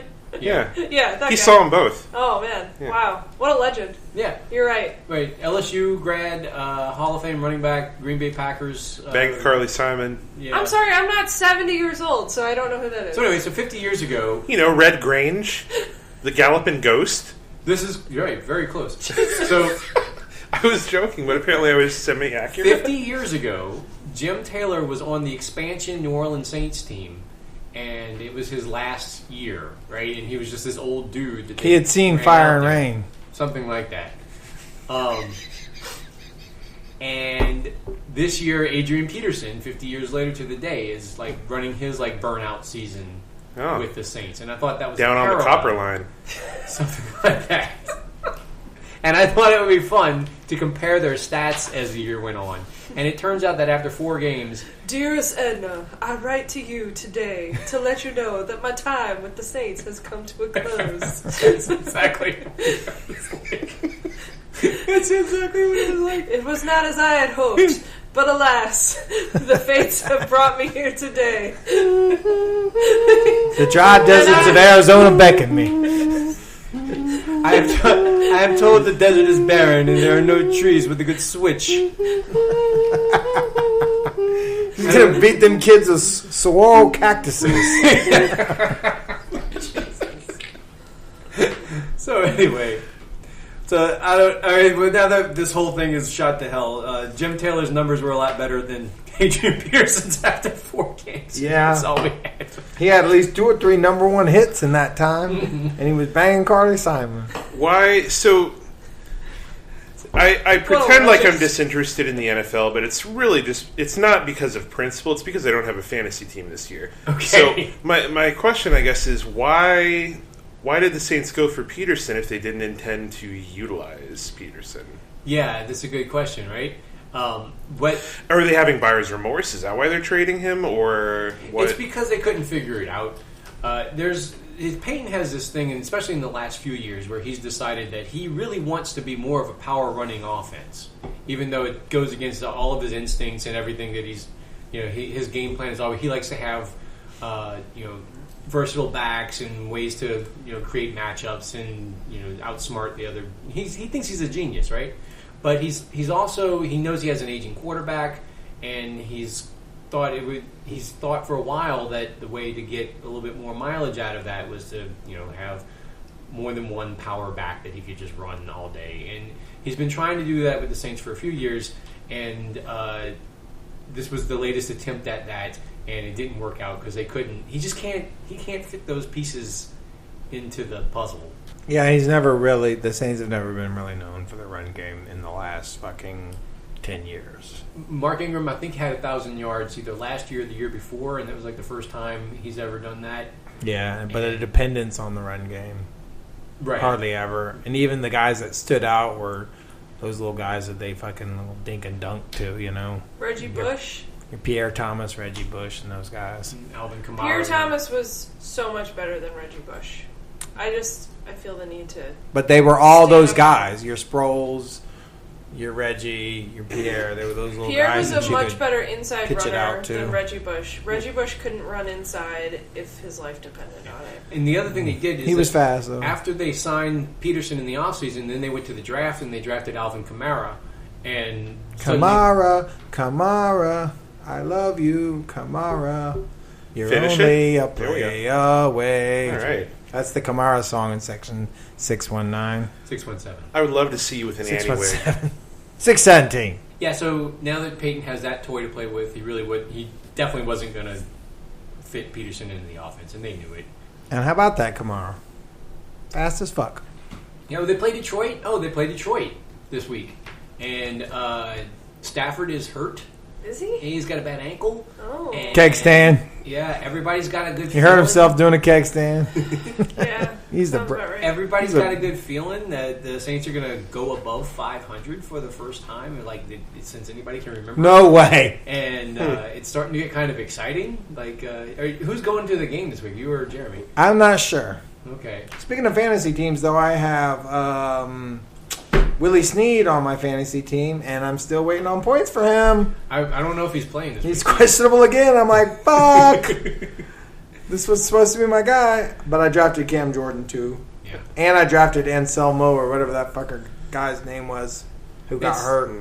Anzalone. Pour one out for everyone who was leaning on Beckham. How about pour one out for Beckham, who got injured? No. I hate fantasy. It's all about the consumers, not the labor. Fantasy football so What are you much. thinking? I have Fournette on my team, and he lit him up for 30 fucking points. Well, good job. And also, he was running down the field, and a fucking defender was coming at him, and he just did a little thing with his hand, like, come on, motherfucker. come hit me. Yeah. I'm not going to have a long career like that. Right, no, he's going to last 3 years. But it's going to be a good 3 years. It'll be fun, 3 yeah. years, He's going to, like, snap a femur, guaranteed. Legendary status will be achieved, hopefully, in that time. He'll be fine. Just make all the money now. Good guy, Hey, though. you know, I love him. Bo Jackson went out real quick, but nobody doubts that he was one of the best ever to play the fucking game. Now he's a master archer. So Yeah, he is. he don't give a fuck. He could still murder people with his bare hands. Bo going Bo. And he was just like, I don't give a fuck, man. I can't play football anymore. That's sad. I'm going to take up archery. That's a self-actualized dude. What's happening in Baton Rouge there? All I want. No, hang on. Hold on, we have to go on a falconing tangent. I want Bo Jackson Falconer to be a thing so bad that I just want to speak it into existence like The Secret, because coming this fall on True TV. That's all I want. It sounds real. Just like it sounds like a thing that would have happened. I feel like Bo would be so good at that. It even sounds like something that would have been in one of those Nike commercials. Yes. Like no, Bo Knows Falconry. Right. It sounds like Bo Jackson the Falconer would have also been like part of his. It would have been a part of his arc in his 30 for 30 about like how he's like his archery, about how he's moving beyond sports and all that kind of stuff. He would have to have a career-ending archery injury that would then force him into falconry. Oh my god! He gets archery elbow, I and should write him then a letter and ask they him would have. if he's ever thought about birds. So long as we can get a falconry video game in which his Like, character kicks everybody's ass. Like, I'm getting, like, butterflies in my stomach right now just thinking about this. I want this to be a thing so bad. Wow. I'm sorry, it's also because I want to be a falconer someday. Your first step is to apprentice under Baton Rouge legislator Reed Falconer. I don't want to be falconer if I have to go to Baton Rouge, Ira. I'm sorry. I mean, you're there anyway now and then for various water concerns, Now right? and then, yeah. Hey, good segue. Ira was going to tell us about what's going on in Baton Rouge anyway, so... Oh, yeah. Fine, I'll stop talking about birds. Let's jump over to that. So... Can't remember the last time I've seen a falcon in Baton Rouge, but... See? Just one more reason. Any hoot. I wanted to talk about... Hoots, owls hoot. I wanted to talk Falcons about Baton don't. Rouge crime. I'm sure the listeners hear a lot about New Orleans crime and the murder rate, etc. But No, never heard of it. Baton Rouge is it's a thing. Yeah, it's a little thing. Oh, okay. Baton Rouge is. I thought that was mostly between cops and the people they were arresting. The murder rate's been escalating this year and really over the past couple of years as Just a well. few blips. So in 2012 in Baton Rouge, you guys have a new mayor, right? We do have a new mayor, Sharon Weston-Broome. Okay. So Sharon was the Democratic mayoral candidate. She was kind of the shining beacon of hope for Baton Rouge Democrats in 2016 because obviously they were let down by the presidential choice and by the everybody basically. The Senate candidate choice Mood of Democrats is let down. Right. Master and Commander John Kennedy, who has so far proven to be Even more clownish than we had of anticipated. arguable efficacy. Oh, okay. That's a nicer way of putting it. Hashtag both sides. Escargot is an But, efficacy, isn't it? Yeah. I recall seeing a lot of Twitter relief when Sharon was elected mayor over Bodie White, who was the other candidate who made it to the runoff. Okay. Bodie White famously being a champion of the sort of quasi-secessionist movement in Baton Rouge. I mean, with a name like Bodie White, I didn't even have to wait for you to say that. I'm like, yeah, that guy sounds like one. His name is Bodie. He's kind of an older, chubbier white guy. He has kind of like a tonsure kind of haircut. He looks like a Friar Tuck kind of dude. He sounds like a character from Caddyshack. Bodie White. He's one of the St. George guys? Yeah, he was one of the St. George guys. Okay. And ironically, the runoff Republican candidate for mayor of Baton Rouge, mayor president of East Baton Rouge Parish as well, because that's the thing. Right. So anyway, Democrats were obviously kind of relieved. They clung to Sharon. Sharon's had some missteps administratively. Already. The police chief has stepped down because she was talking about firing the police chief. Right. And doing a nationwide search for a candidate. She was also talking about doing a nationwide search for a chief administrative officer for the city parish. And That seems a little... well, it was ambitious, Yeah. but ambitious but poorly executed is kind of the name of the game. Because the initial candidate... You have to get those in line, right? Yeah. Like, they have to manage expectations first, Right. and then meet those expectations. Not... Okay. Exactly. Yeah, you're only operating at 88% of the capacity. So but the guy that's who was... full capacity. The guy who was hired, and his name eludes me, but I will cleverly stall as I look it up. Ira's online as fuck while he's speaking. This seldom happens. I am jacked into the Matrix, my friends. Homer always says the secret is don't try. Lower your expectations to achieve your full potential. That's exactly. I think we've heard that one. That's a Vibrio Volnificusism. Oh, great. That's what our was flag one of- football team's that was motto one of our- was. Yeah, I think that's what Vince One Lombardi year. used to say, right? Yeah, it was. It was. That's You a- play Autumn Wind when you say that to That's yourself. an original. Oh, you guys are great cover. Thank you. His name was Troy Bell. He was the CAO of Baton Rouge for a very, very brief time. Okay. Before the Advocate did... He Basically- got George O'Leary'd. The Advocate did basically a rudimentary Google search and found out this Yup. guy had been fired from similar jobs in 2 other cities. Oh, yeah. Claimed a degree that he did not in fact earn. Yes! It's The George O'Leary booth!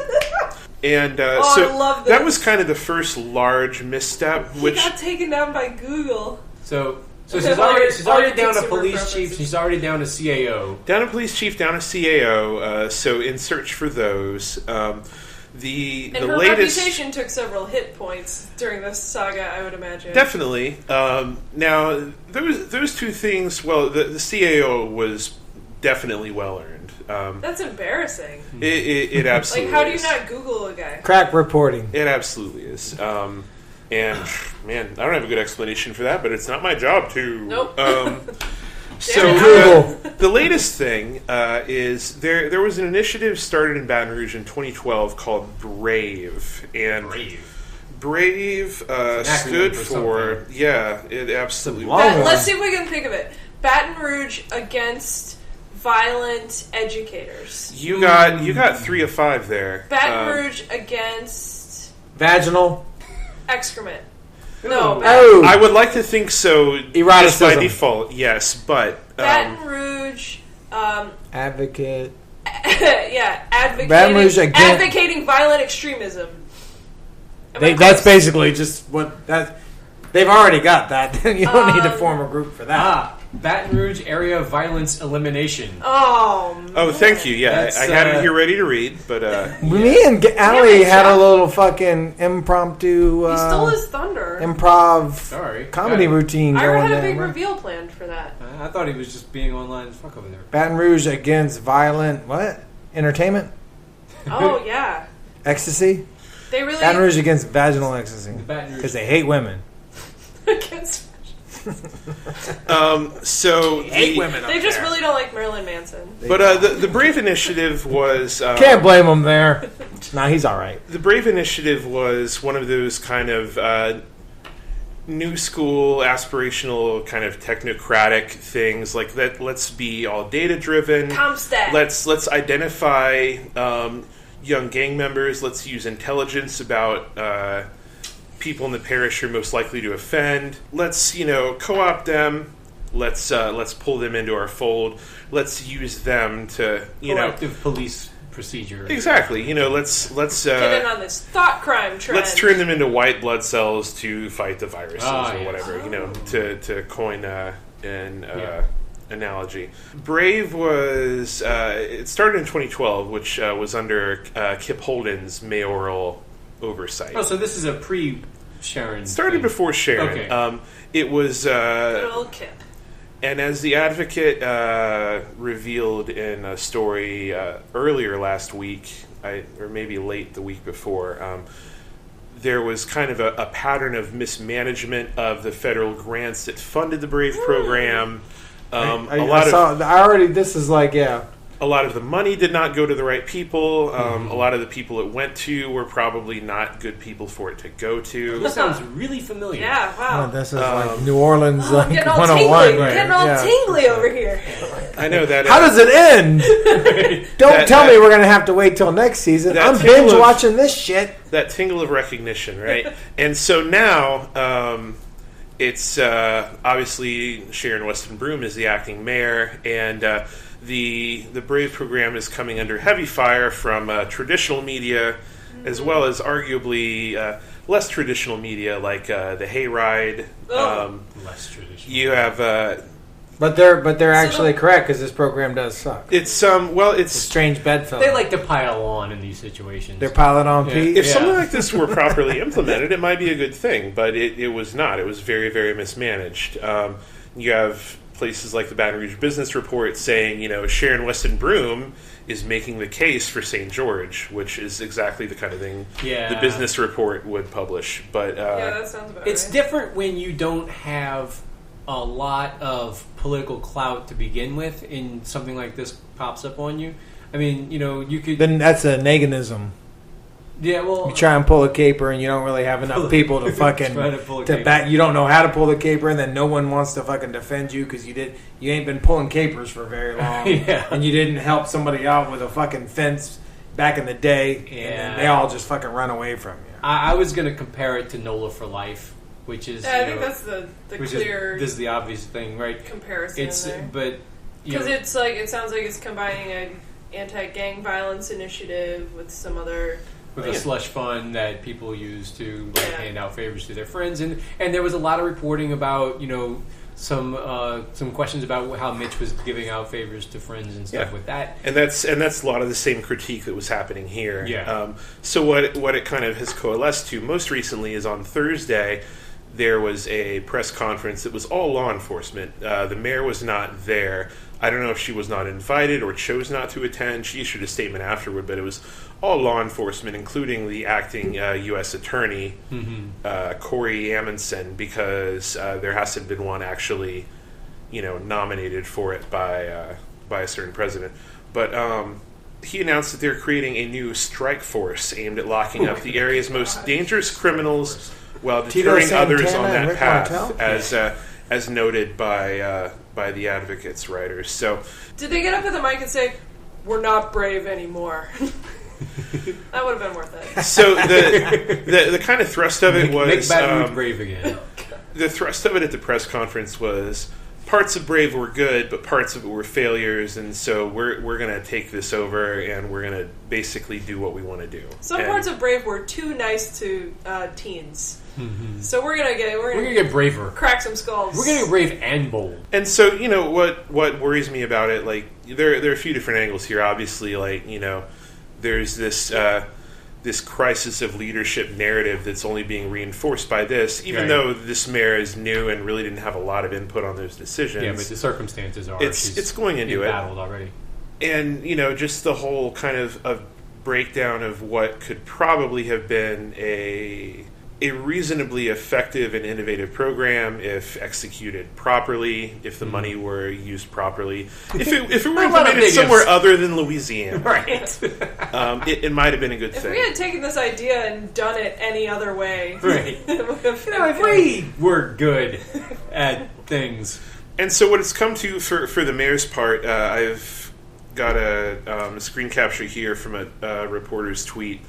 The mayor held a forum tonight on the crime issue, and this is a community commitment for Baton Rouge citizens that was passed out. Bullet points like, bullshit. I will do my part to create a safe and supportive environment where I live and work. I will utilize, whenever possible, I will collaborate with other individuals and organizations on crime prevention activities.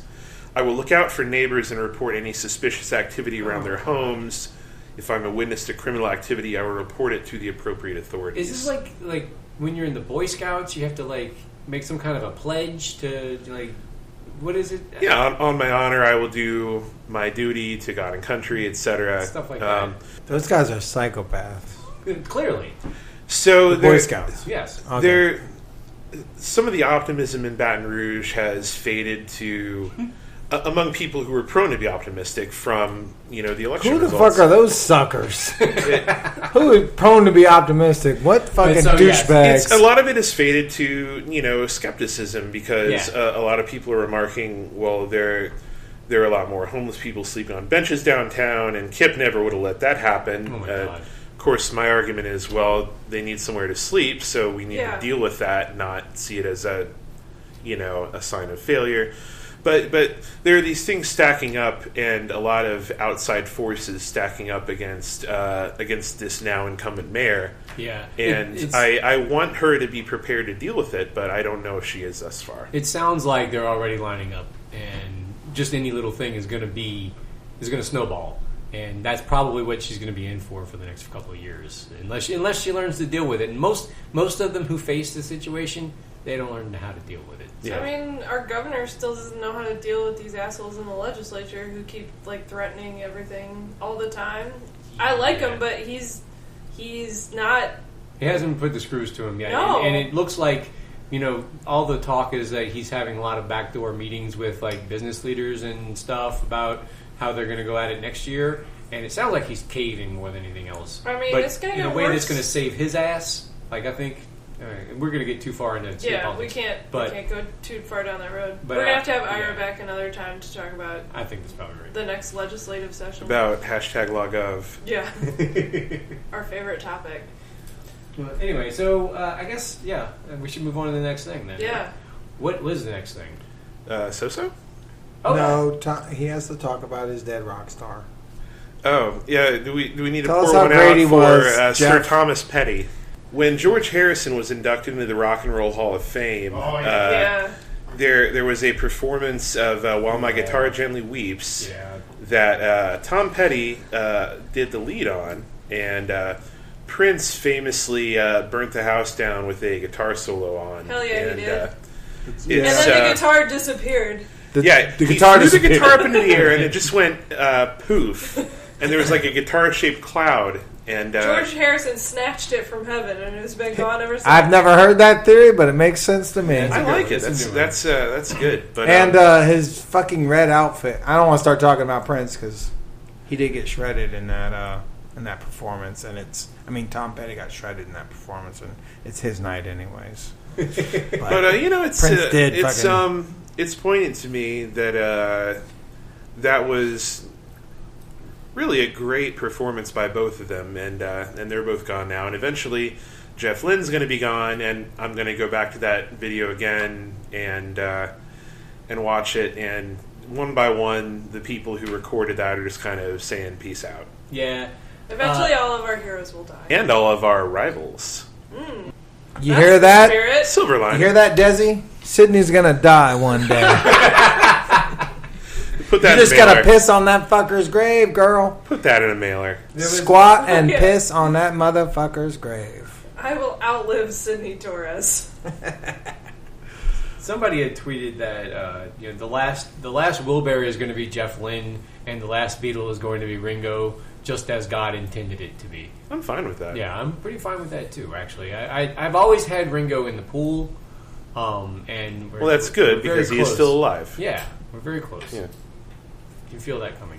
The thing about the celebrity deaths is it doesn't none of it really fucking matters to me. When Prince died, they all fucking died. You're to done. me. You're done I had a little trifecta, whereas when I was a little kid, I looked at the news, and then at that time, the news was just Charlie Brown's fucking parents. Uh-huh. It was just like, blah, blah, blah, blah, blah. But this chick said, comedian John Belushi died today, and I was just like, and I ran outside to tell my brother, and that was a little heartache for me. Fast forward to 2012, Randy Macho Man Savage dies, my heart breaks a little bit more. Fast forward a little bit more, Prince dies, and that's it. I'm like, oh, all these fuckers are dead, basically. Well, you go through this part, these stages of your life where all my friends are getting married. Oh, all my friends are having kids. Oh, all my friends are getting divorced. Well, there's also and you go, all my friends are dying. Eventually, we're gonna get to all my friends are dying. Where you get where those people sitting around checking the obituaries every day. That one's gone. Josh's grandfather calls that not riding the streetcar anymore. Not going to see him on the streetcar no more. Well, there's also this phase. He said he'd look at the obituaries. He's like, "Who's not going to be on the streetcar next week?" So Dang. that's going to be a fun game to play someday. But like, there's also this phase where like kind of like all your like I don't know your heroes or whatever are dying, and then you kind of like you want to talk about them when it happens, but then you realize how stupid that is. There's the first death when you see that they're playing the state fair circuit. And then there's the second death Or the Mississippi when they casino actually route. physically die. And you know what? And they all do it too. They all end up on the county fair circuit, and some of them even talk about how like, oh, someday I'm going to be on the fucking county fair circuit, and how stupid that's going to be. And then they go do it, and you realize, well, no, it's okay. That's the difference between being Terry Kath and dying from Russian roulette, and being Peter Cetera and playing the Golden Nugget Casino in Lake Charles, Louisiana. Like that's the difference. You can live forever and be dead the whole time, or you can go out the right way. I guess that's true. I don't know. There's some kind of middle ground there where you're like, where you get to be Lindsey Buckingham and just fucking killing it the whole time. Or they call you. I mean, you get to be a Jazz Fest headliner. Oh my god! And that's see, that's for me when Fleetwood Mac, when they go, that's going to be like, that'll They've kind of they're so old and decrepit though. No, they're they pretty still much shred, dead. man. They still shred. Are you kidding me? This was a bigger one for me than I thought it was going to be. Yeah, you're in kind of a phase. I didn't realize how important Tom Petty was to me. But it's funny though because I didn't realize how important Tom Petty was to a lot of people. Like this last week, a lot of people were not only talking about. Did he teach you how it was okay to be weird? Yes, that's. Well, he's the one whose song was playing in that girl's truck when you hit her with the cast and put her in the back of your van. That scene seemed to stand out as me. It was like, why are y'all talking about him in this context of this fucking movie? I mean, yeah, it was an alright scene and all, but I mean, I don't understand how it. In Silence of the Lambs. In Silence of the Lambs, she was listening to American Girl. Never saw it. That's kind of a spoiler. Lotion, baskets, etc. I would hate it if American Girl got fucking lumped into that because it's a fucking great fucking song, you know? Well, what I was going to say was that it was everybody. There were more people who were like who really cared about this, who also at the exact same time realized how let's not like be the performative mourners about it at the same time.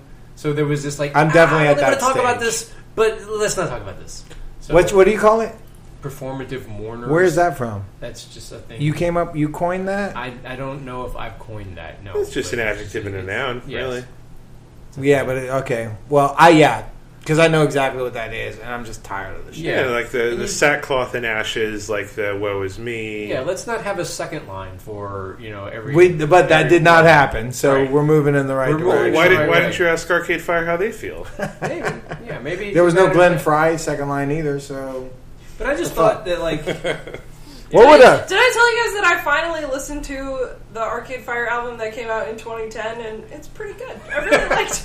Hey guys, check out Arcade Fire. No. Have you ever heard of this band? Oh, The Suburbs is good. Yeah. The Suburbs is a great album. Yeah, and it's got a bleakness to it. That's really good. I know a preview for no, according to your definition, this isn't so-so stuff. But I listened to The Suburbs all the way through, and I watched Inception for the first time, which also came out in 2010.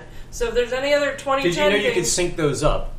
Thank you. Yep. If there are any other things from 2010 that I didn't get to, I clearly I'm reliving that year this year. So, Tim and M, let me know if there's anything else from 2010 that I need to get to before the end of the year. One thing about Tom Petty, though, there is a line of his that I think might be said and spoken in the best way of maybe any song ever. What is that?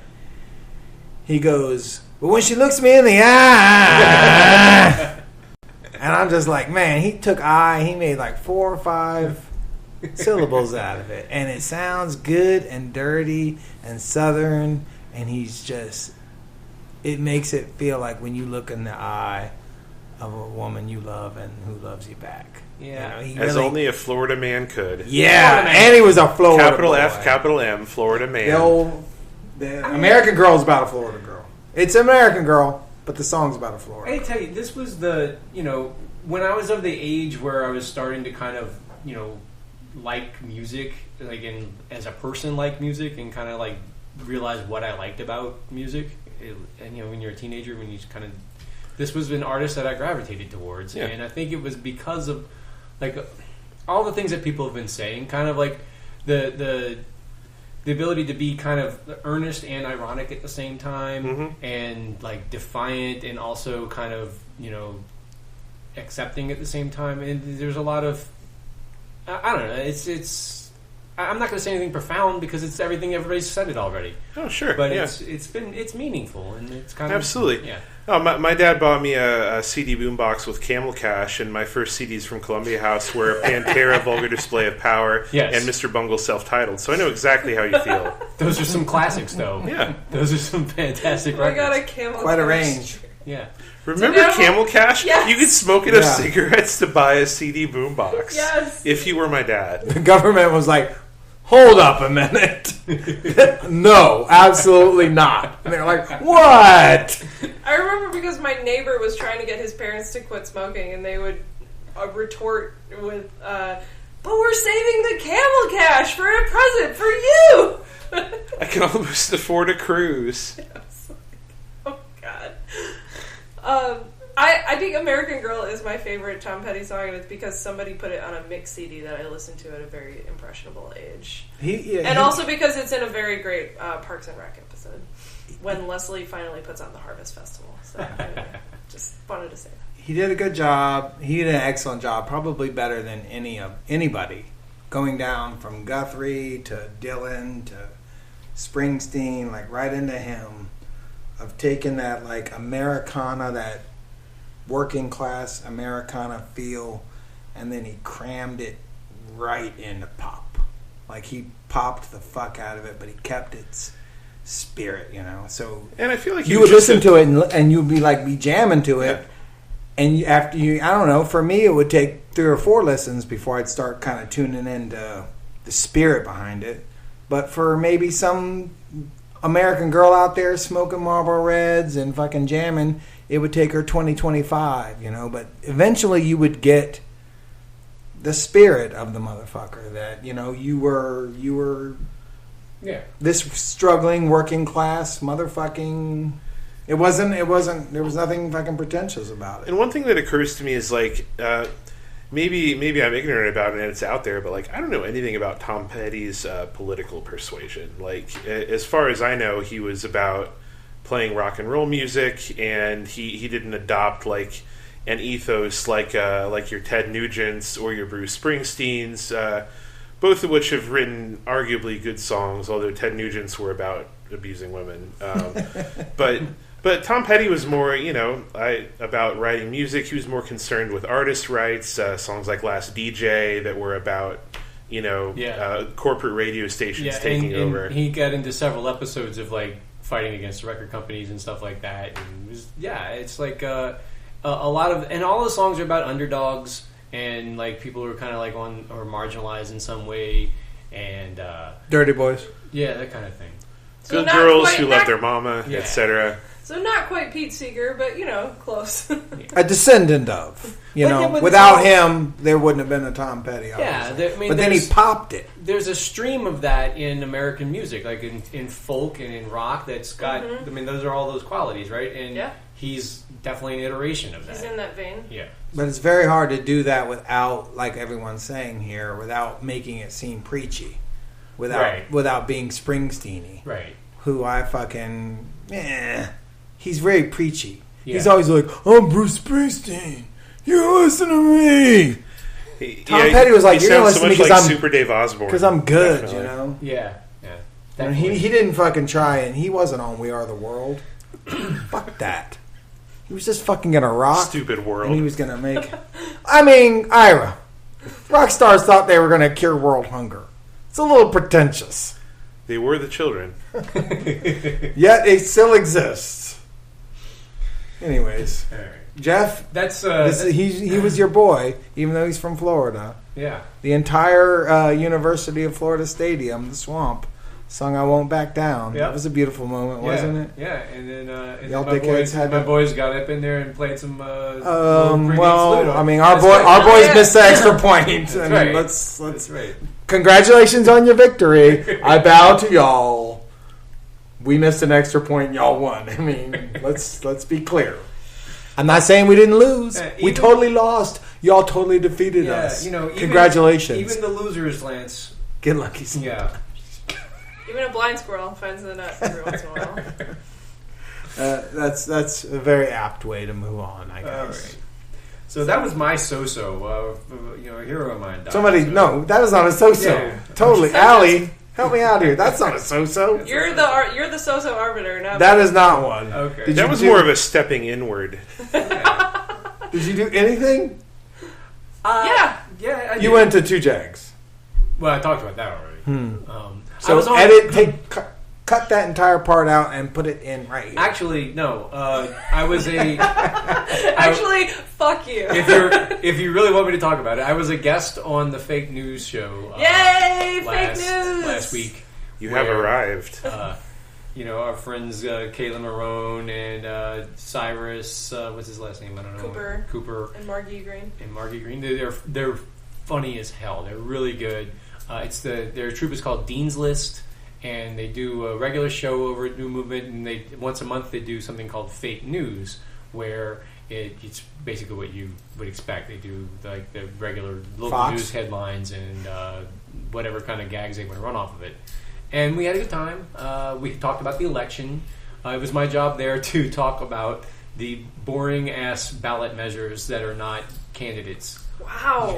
On the extra boring. Yeah, and we actually rated them from most boring to least boring. What was most boring? The most boring was the constitutional amendment that would to the city. No, it's in the state. State Okay. constitutional amendment to exempt property taxes in the case of construction in progress. Okay, so Amendment 1. Yes. Yeah. You can't be taxed. Actually, not that boring to me because it's actually an oil company loophole, but that's beside the point. If you're building your shit, you can't be taxed on it. Something like that, yeah. So this is the Mexico rule. You just always in a state of building, motherfucker. You don't ever have to pay taxes. That's kind of what they're anticipating to happen with this, yeah. I'm for that, and then I will do that. As someone who may be building a house soon, I am for that measure. I will definitely vote yes on it. Build a unicorn horn onto the front of the gallery. Leave a couple shingles off and be like, they're getting to it. He said he'd be back next week. Right. Totally for that.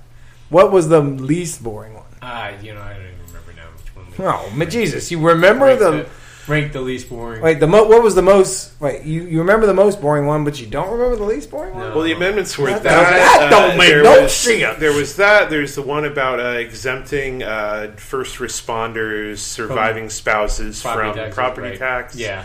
Oh, another property tax exemption. And yes, another. And then the third one was about designating certain revenues, I think, for highways, right? Yeah. So that's a tax without it's a fund without a tax that goes with it, right? Because there's they didn't raise the gas tax, but here's where we will put the gas tax if we raise the gas tax. Right. It's sort of paving the way for pun intended.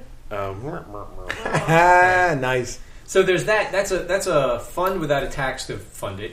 And the other one was an exemption without a tax to exempt yet. Those sound very boring. And then the middle one was a tax that dead people won't pay. This sounds like just typical half-assed, shitty Louisiana policymaking. It's mostly just further complicating our tax code. So in my theory is this is all a part of the master plan to push for a constitutional convention where real shit will be wrecked. Yeah, that's my theory. That's Neil Abramson's life plan. Real deal, Neil.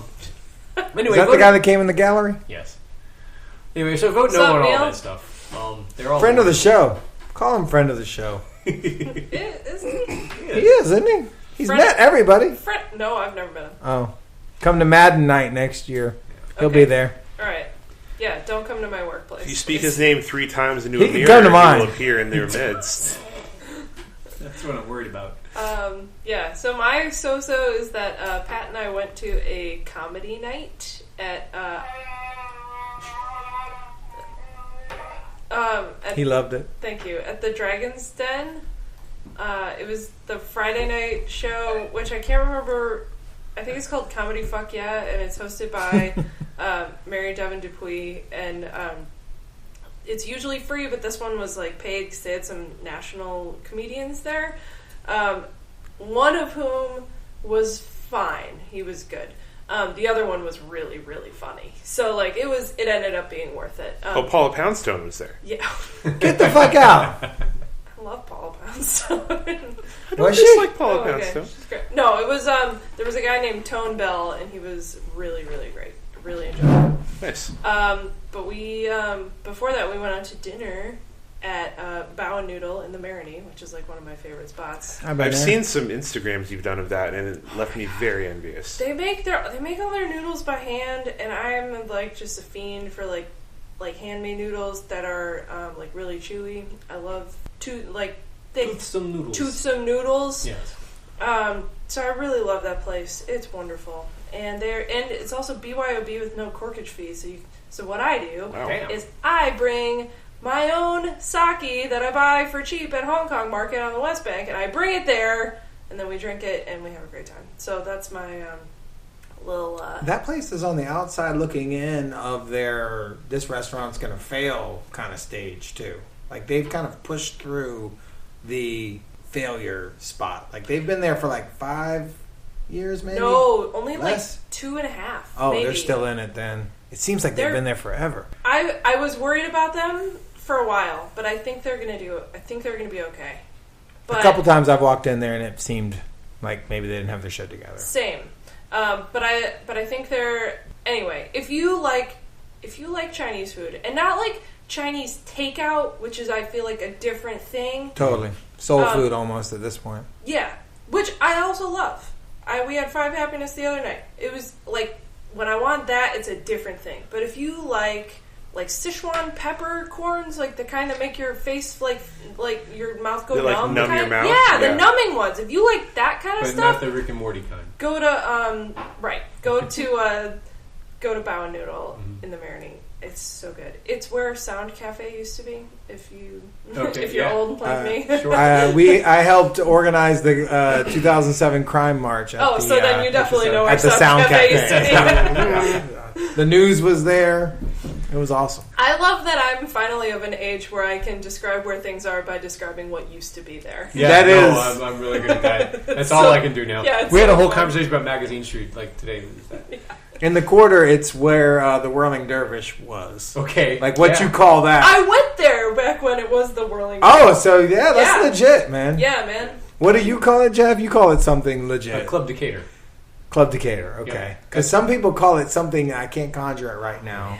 I call it the Whirling Dervish. The Whirling Dervish, holy shit. It's Santos now, Okay. which was made by the people who run St. Joe's or the Saint, one of them uptown college bars. When I had just moved here and I went to Curfew, so this was in 2008, I think. I overindulged, and I don't remember how I got home, except that the next day I woke up in my own bed and I had an ATM receipt from the Whirling Dervish. So someone had taken me to an ATM at the Whirling Dervish, made me get money out, and then For cab fare. and then put me in a cab and like showed them my driver's license or something, and that's how I got home. Oh, Jesus, because that story, right up until the and that's how I got home. That's a NOLA.com story. I know. There, with commenters telling you that you deserved it and everything. I am extremely lucky. The Dervish was my favorite incarnation. Whew. I did lose my jacket that night. I had a really great fleece that I really liked, and it's long gone. But I feel like that's a small price to pay for for getting home with my dignity intact. The Could have Dervish ended up was on a car with a mayoral candidate. it was Hey, off the chain. It's not funny. I never went in there with a blood alcohol level in the legal limit at all. Man. It was always you went there.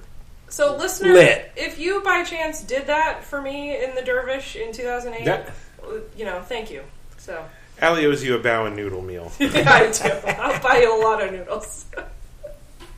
Anyway, good times. Good times at the Dervish. Mm-hmm. So, We gotta go on to you now. What about Ira? Oh, Ira, you want to do yours first? Oh, I have a young baby. I don't step out. Baby, Oh, fresh okay. baby. My wife and I had a brand new baby on August 15th. His name is Henry Lee Ray. La la la la. He's really cool. We like him a lot. Lance has since told me that this is I also hope the I name didn't- of a notorious murder ballad, which I need to listen to so I can appreciate my son more. Oh my God. Jeff's gonna put it in there. We'll find it. My wife is an absolute champ and a fiend, and she will fight anyone to the death. She had this kid with no anesthesia, no medication at all. 8-pound, 9-ounce baby. She can do anything she sets her mind to, so watch out. But Henry Lee and my wife are visiting and introducing themselves to our Ohio great-grandparents in the space of this week. So that's why I'm here on the podcast. And I haven't had a lot of stepping out since then, obviously, but seeing a brand new person kind of discover the world for the first time is very vicariously stepping out. And I've been really pleased to be a part of it. So he's stepping out. He is. He is stepping out to stepping the out of living that room. uterus, as it were. Was Joe Jackson playing as he was brought into this world? He loves bath time. I do too. The dogs are very disappointed that he won't play with them yet, but he doesn't really have the motor skills required to do so. Mm-hmm. Sorry, neither does Ari. He really abuses the diapers. I won't elaborate, but he doesn't treat them nice. That's my imagine. so-so. Yeah. I will say this about that murder ballad. It's significant in that it is one of the only old murder ballads in which the woman kills the man. Normally, the men freak out and kill the woman and put them in a body of water. Yeah, the old switcheroo. In this one, the woman kills the man, puts him in a body of water. So it's a feminist anthem, really. So everyone, run Mark. to the Spotify Top 40 and listen to the Henry Lee murder ballad. Well, sometimes it's called Love Henry, sometimes it's called Henry Lee. We'll find it. But there are several versions of it. But you didn't know about this. No, I had to This tell is a him. surprise. The first name was after my wife's grandfather, who has since passed away, but he did not before we decided to name him that. And Lee has been a middle name in my family for a long time. That has nothing to do with the Confederacy. So shut your face. Doesn't have to be. Harry Lee was a Lee. He was. Not the best counterexample. He was Chinese. He had nothing to do with the Confederacy. He had nothing to do with the Confederacy. I got my fucking... Other than that, he was closely allied with a lot of Jefferson Parish power brokers, which I guess is pretty close to being... It wasn't his heritage, Confederacy though. adjacent. He did that. That was his nurture. It wasn't his nature. He did that later in life. Lee, it has nothing to do... If his name had been Lee or anything else, it wouldn't have mattered. He would have still done that. Okay. Besides, Lee is a name in my family, too, and we're certainly not that way. Henry, though, one of the greatest name of all time. I like it, but I'm biased. You can go by Hank, which is fucking awesome. Not going to happen, but... Well, it's his choice. Nope. He's out of the will if he does that. My cousin's baby, who's now 2, is baby Henry. But when he was still younger than 2, my other cousin's kid couldn't pronounce Henry, so we called him Baby Honey. So just throwing that out there as an option. Baby Honey. Sounds Baby awful. Honey. Totes adorbs. Because he was a sweetie. Hank is way better. Just saying. Hanker down, y'all. The Hanker down cast. Anyway, Lance. So I have one Saturday night. I was supposed to go to Oktoberfest down in B.R.A.V.E. I didn't do that. Me and Tisha instead decided to make what she calls a weedy nest. The hell is that? It's just you bring a bunch of pillows like from the couch and a bunch of blankets and you pile it up in your bed and you put the TV up by the bed. Yeah. And you nest, and then the other half of it is weedy. Well, Yes. I'm not saying anything, but Okay. You basically do that, and then you get takeout delivered in, and then you watch maybe 6 to 10 hours worth of fucking whatever the fucking streaming networks have to offer. Okay, so this Sounds is great. It is. There's some pharmaceuticals of which I have a prescription for involved, and some things that you don't get ticketed for anymore here in New Orleans involved. And then we got some Uber Eats delivered. Some Mexican food. I don't remember the place. Anyways, we watched a movie that I thought everyone had seen, but come to find out nobody has seen it. It's called River's Edge. no, I don't know. Nobody. No. Nobody. Fuck. Well, wait. Talk about it, and maybe I'll. Okay, so it's got Crispin Glover in it. Okay. Keanu Reeves. Oh God, it's getting better all the time. The Ione. Huh? The Ione. Ad Rock is down with the Ione. Ione Sky. Okay. She's in it. I have no idea what you're talking about. The girl from Something About Amelia. Anybody remember that? When Ted Danson molested his daughter back in the God, day? no, not even close. Oh, God, man. Jesus, I am a child of the 80s. All right, so she's in it. Roxana Zoll. And Dennis Hopper's in it. Oh my God. I know that guy. Okay, finally. Okay, finally, one that I know. Yeah, this sounds like a nightmare. Dennis cast. Hopper, that guy was in Witness. There was a time in the 80s, my mama scared me with this story in which a kid killed his girlfriend, left her in the woods, told everyone at school, and then for like 2 to 3 days, kids from the school went out to the woods, looked at the girl, then just went back home, and nothing ever fucking happened. Okay. Yeah, Finally, 2 or 3 days later, they told the cops. The cops found out that everybody knew. It was a national story. My mama told me about it. It scared the shit out of me. They made a movie about it. Anyways, Crispin Glover's the fuck out of this movie. Like, if you're a fan of his, or if you know him, You're a fan of or if you're aware of... If you're aware of him. Yeah. He is a fucking... He's crazy. He's one of a fucking kind. Uh-huh. There's nothing else but Crispin Glover. Wait, so it's Crispin Glover? Yeah. All this time I've been saying Crispin Glover. That is... It's a little different. I don't know what a Crispin Glover is. I think that's a breakfast cereal, actually. But I'll think about it. Well, if you love Crispings, and that's a breakfast cereal. Sure.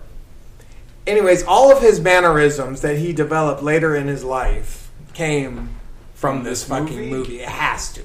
And Keanu, for a certain respect, Keanu's fuck out of the movie too. You know, because that's all he can do. every Keanuism that you notice later in life, Right.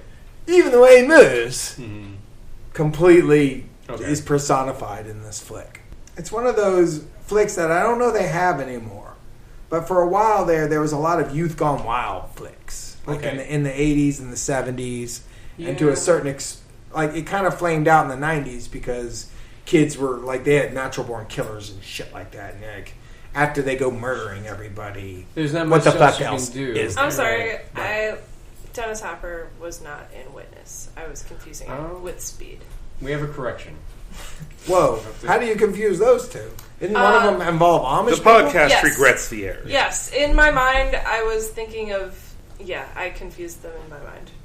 Not because I thought Dennis Hopper was one of the crooked cops in Witness, but instead he was the bad guy in Speed. I'm sorry. It is a completely forgivable error because, like Harry Dean Stanton, R.I.P., Dennis Hopper was in a litany of shit that you never would have expected him to be in. Exactly. Like, he just pops up and you're like, whoa, Dennis Hopper's in this?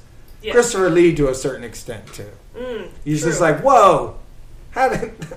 Like, he appears... He's not in the and section of the credits or featuring. Yeah, he's just But there. he's not in the first part either.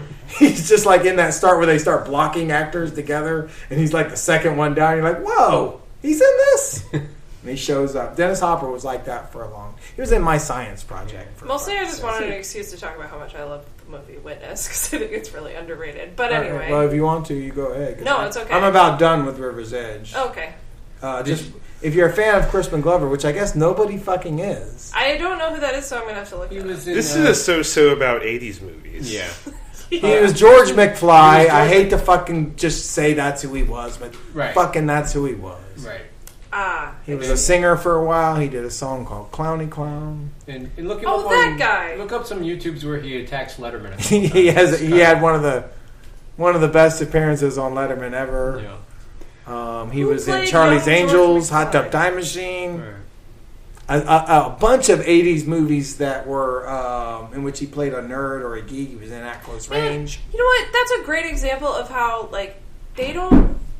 There's no, like, people in movies today who are weird looking. Like, everyone looks the exact same. The character actor is dead. Yes! Yeah. They're all, like, you know, one of the Hemsworths or whatever. Oh, the five now. white Chris's. Or The whatever. 5 white Chris's. Yes. There's no, like... There's no like, odd-looking guy. Odd-looking dudes Vincent in movies Schiavelli. anymore. There's no Vincent Schiavelli. You do have your odd Tilda Swinton or Ian McShane. But barely. Yeah. I mean, they're not in, like, the They're in your Avengers. Snowpiercers or your John Wick 2s. They're not in your, you know... Yeah, they're not in your mainstream films. Steve Buscemi's still alive, technically. So Technically, you yeah. know. But he's Steve Buscemi. Right. There's no, like, you don't get your Carol Kanes and shit, you know? Yeah. Like these real actors. Everyone's now just doing the role. Exactly. They don't, like, more, it's more like, how can you fit into the role as opposed to back in my day when I was a latchkey kid. It was like, how can the role fit into, how can we get Carol Kane to play There are this part? barely even roles for old white dudes who look really old. You know what I mean? They're all like, if you're a really old white guy, they still want you to, like, Botox yourself up and look kind of like, you know, suave. Silver Fox. Yeah. Yeah. You can't be like a weird looking, like in Independence Day, the guy who plays, The Scientist? no, the guy who plays Jeff Goldblum's dad. Judd Hirsch. Judd Hirsch! Guy still gets work, though. How can, like, but today? In 2017? Yeah, I think I saw him in a show the other day. No way. How is he still alive? I think I tweeted about it. Look through my tweets. I was like, how Judd Hirsch still getting work? Literally, I said Thank that. you. Okay, It's true. So you know exactly what I'm It's like, talking not only is about. this motherfucker alive, he's getting work. It's shocking to me. Okay. Anytime I see someone from my latchkey days, Sure. like HBO in the fucking 80s, I'm Totally. like, wow, this guy's still in it? He's still alive and acting? Oh my God. Yeah. Totally. Crispin Glover's one of those. Yeah. Okay. He's dead. Vincent Schiavelli, who played Mr. Vargas in Fast Times, is dead. A lot of them are dead, but when one of them's still alive, I'm like, yeah, keep going, man. Keep going. Do it for me. Just man. make one more movie. Did you have a different so-so from that, or was that just the extent of it? That was it. Sitting in bed watching movies. We tried to watch Gummo, but it's not available on Amazon Prime. Anybody? Gummo? No, I have no idea what that is. Oh, yeah. Oh, yeah. There you go. Harmony Korine film, spiritual sequel to Kids. Sort of, yeah. Xenia, Ohio. Okay, well, I'll have to look that one up. Bathtub. Bathtub spaghetti. Yeah, now that I'm remembering more of it, don't look it up. Okay. Yeah. It is. I mean, your life is AG and BG, basically. It's before Gummo and after Gummo. Like, the flick is fucked up. No, And I thanks. stand by that. All right. Like, a lot of shit I say, this movie's fucked up. Think like a John Waters film with all the without all the cheerful optimism. Should we drive wire? We really do need to move on. This is going to be one of those. Yeah, your boy has to drive home. Yeah. We're over. Ira Ray? It's a me. Oh, it's part of it. We're over 2 hours. This is going to be one of those ones Oh where my we have to God. try to figure out how to split it into 2 episodes. Yeah. But we got to do the jive wire, and I think that we're going to have our guest Ira Ray read the jive wire for us. So, Our guest and benefactor. yeah, that's right. So, if The you can- Kingslayer, Ira Ray. Call him what he is. He's still an anointed knight. Hate do them you- kings. Do we want to introduce the jive wire, or do The Jive Briar is... Jive the Briar. Hummer Nowcast jive wire? The Jive Wire is brought to you at the oddest hours to get your gig in. The Jive Wire, holler at us at Hunger Downcast on the Twitter and shit. All right, I'm going to read Varg's phone first because it's legible. The Steamboat Queenie hosts Cali Calio Bet Sunset. The Girard Cemetery Bar hosts So Long LaSalle Street at 7. a.m. Ooh. Muttering Bills features the Brain Eating a Beat is at 7. This is my favorite band of all time. Badass. A TBA Airbnb hosts Charbonnet and the Charred Bonnets at 7 p.m. The Third Try Tavern features Bill the Shill Cassidy at 7 p.m. I hate them. Sure are a lot of these at 7 p.m. Market saturation, anybody? The Wire hosts hashtag Standing with David the Deuce Simon at, let's say 7:30 p.m. I mean, it's New Orleans time. Everyone knows. Whenever. You know, whenevs. The Baton Rouge Booster Bar has Less Woulda Won at 8. The Sean Payton Preservation Society has Rita Woulda Won at 8. Yeah, those two are good head-to-head. What on the weekend? Burning one. Tom Benson's Coaching Search Party premieres at the Bunker Club Lounge at 8:30. We're going home for a while. Sean's Shack hosting Up There Donkey at 9. R.I.P. That band broke up, I heard. Okay, it's on the road. The Jefferson Parish Levy District Dance Hall hosts Undercover Wallbangers at 9. The Missile Hangar hosts Rocket Man at 9. Timely. The Tom Benson one again. Just scroll on down. Boop-a-doop. Iconic Formula at the Brand Growth Bistro at 9 p.m. Republic, Repubic. Nice. Your brain wants to fill in that L, but you can't let it. Hosts the Mackles Mackerels at 8. Pack Money Influencers at the Back Room at Sydney's at 8:13 p.m. Mr. Mays hosts Beer in the Book Drop at 8. The Debs Utant Hall hosts Praxis Mobile at 9. Christ, this just keeps going. Betty's Pub and Grub and Rub and Tug features the Happy Endings at 9:45 p.m. The Outfall Canal Bar has Ralph Brennan with the Illegal Bourbon Grease Trap Singers at 9:46 p.m. Always a classic. Retired Bob's Bar features the Irma Tanola Truthers at 9. They're back! Mondays in Mandeville features the Ghost of Irvin Mayfield at 9. Oh, spooky. Halloween delights. Now let's read this. I think I can read the last three. Lean Forward Band at the Flying Stop Sign at 8:30 p.m. Mickey's Dead Money at the Phoenix Bar at 10 p.m. Oh, pardon me. Booty Bounce Bar features Wheezy White Girl at midnight. Sydney and the Pink Slips at Desi's Lounge from now until Election Day. Jeff, you got to help me out here, buddy. Kink shaming. Oh, kink shaming at the Conversation Pit. Forever and ever, amen. To get your gig, and we already said that. Right. Now get out there and support And enjoy. live Local music.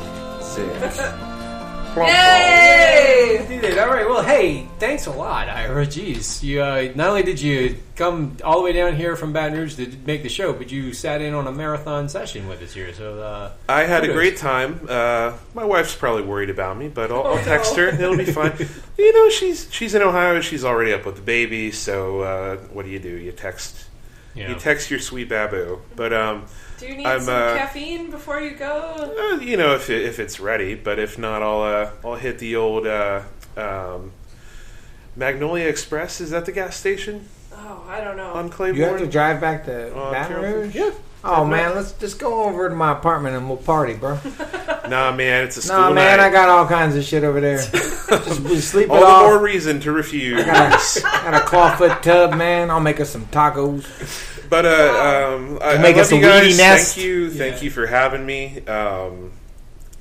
Long ago, when I was a young kid, somebody who believed in me gave my band some money to record an EP, and we went into a studio and we recorded some music as a 3-piece punk trio, and it was not very good, but we played our hearts out. And I always said that if the opportunity came to to help out another three-piece that I would do it, and I found you guys, and I like what you do, and I will promote you for as long as you draw breath. Oh, well, thanks a lot. We'll try Thank you so much. What was the name of the three-piece punk trio? Live up to that It's called Consecrate. I'll send you some tunes.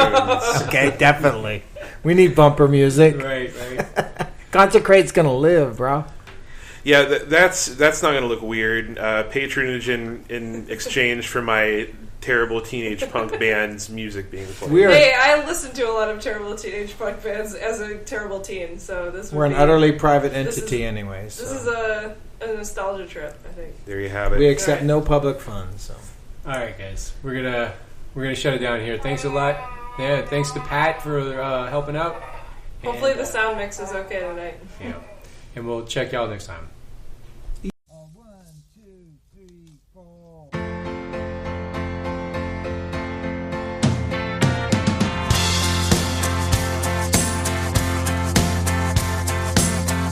Some days are diamonds, some days are rocks, some doors are open, some roads are blocked, sundowns are golden, then fade away. And if I never do nothing, I get your back someday. 'Cause you got a heart so big it could crush this town, and I can't hold out forever. Even walls fall down, and all around your island there's a barricade. It keeps out the danger, it holds in the pain. And sometimes you're happy, sometimes you cry. Half of me is ocean, half of me is sky. But you got a heart so big it could crush this town, and I can't hold out forever. Even walls fall down. Yes, they do.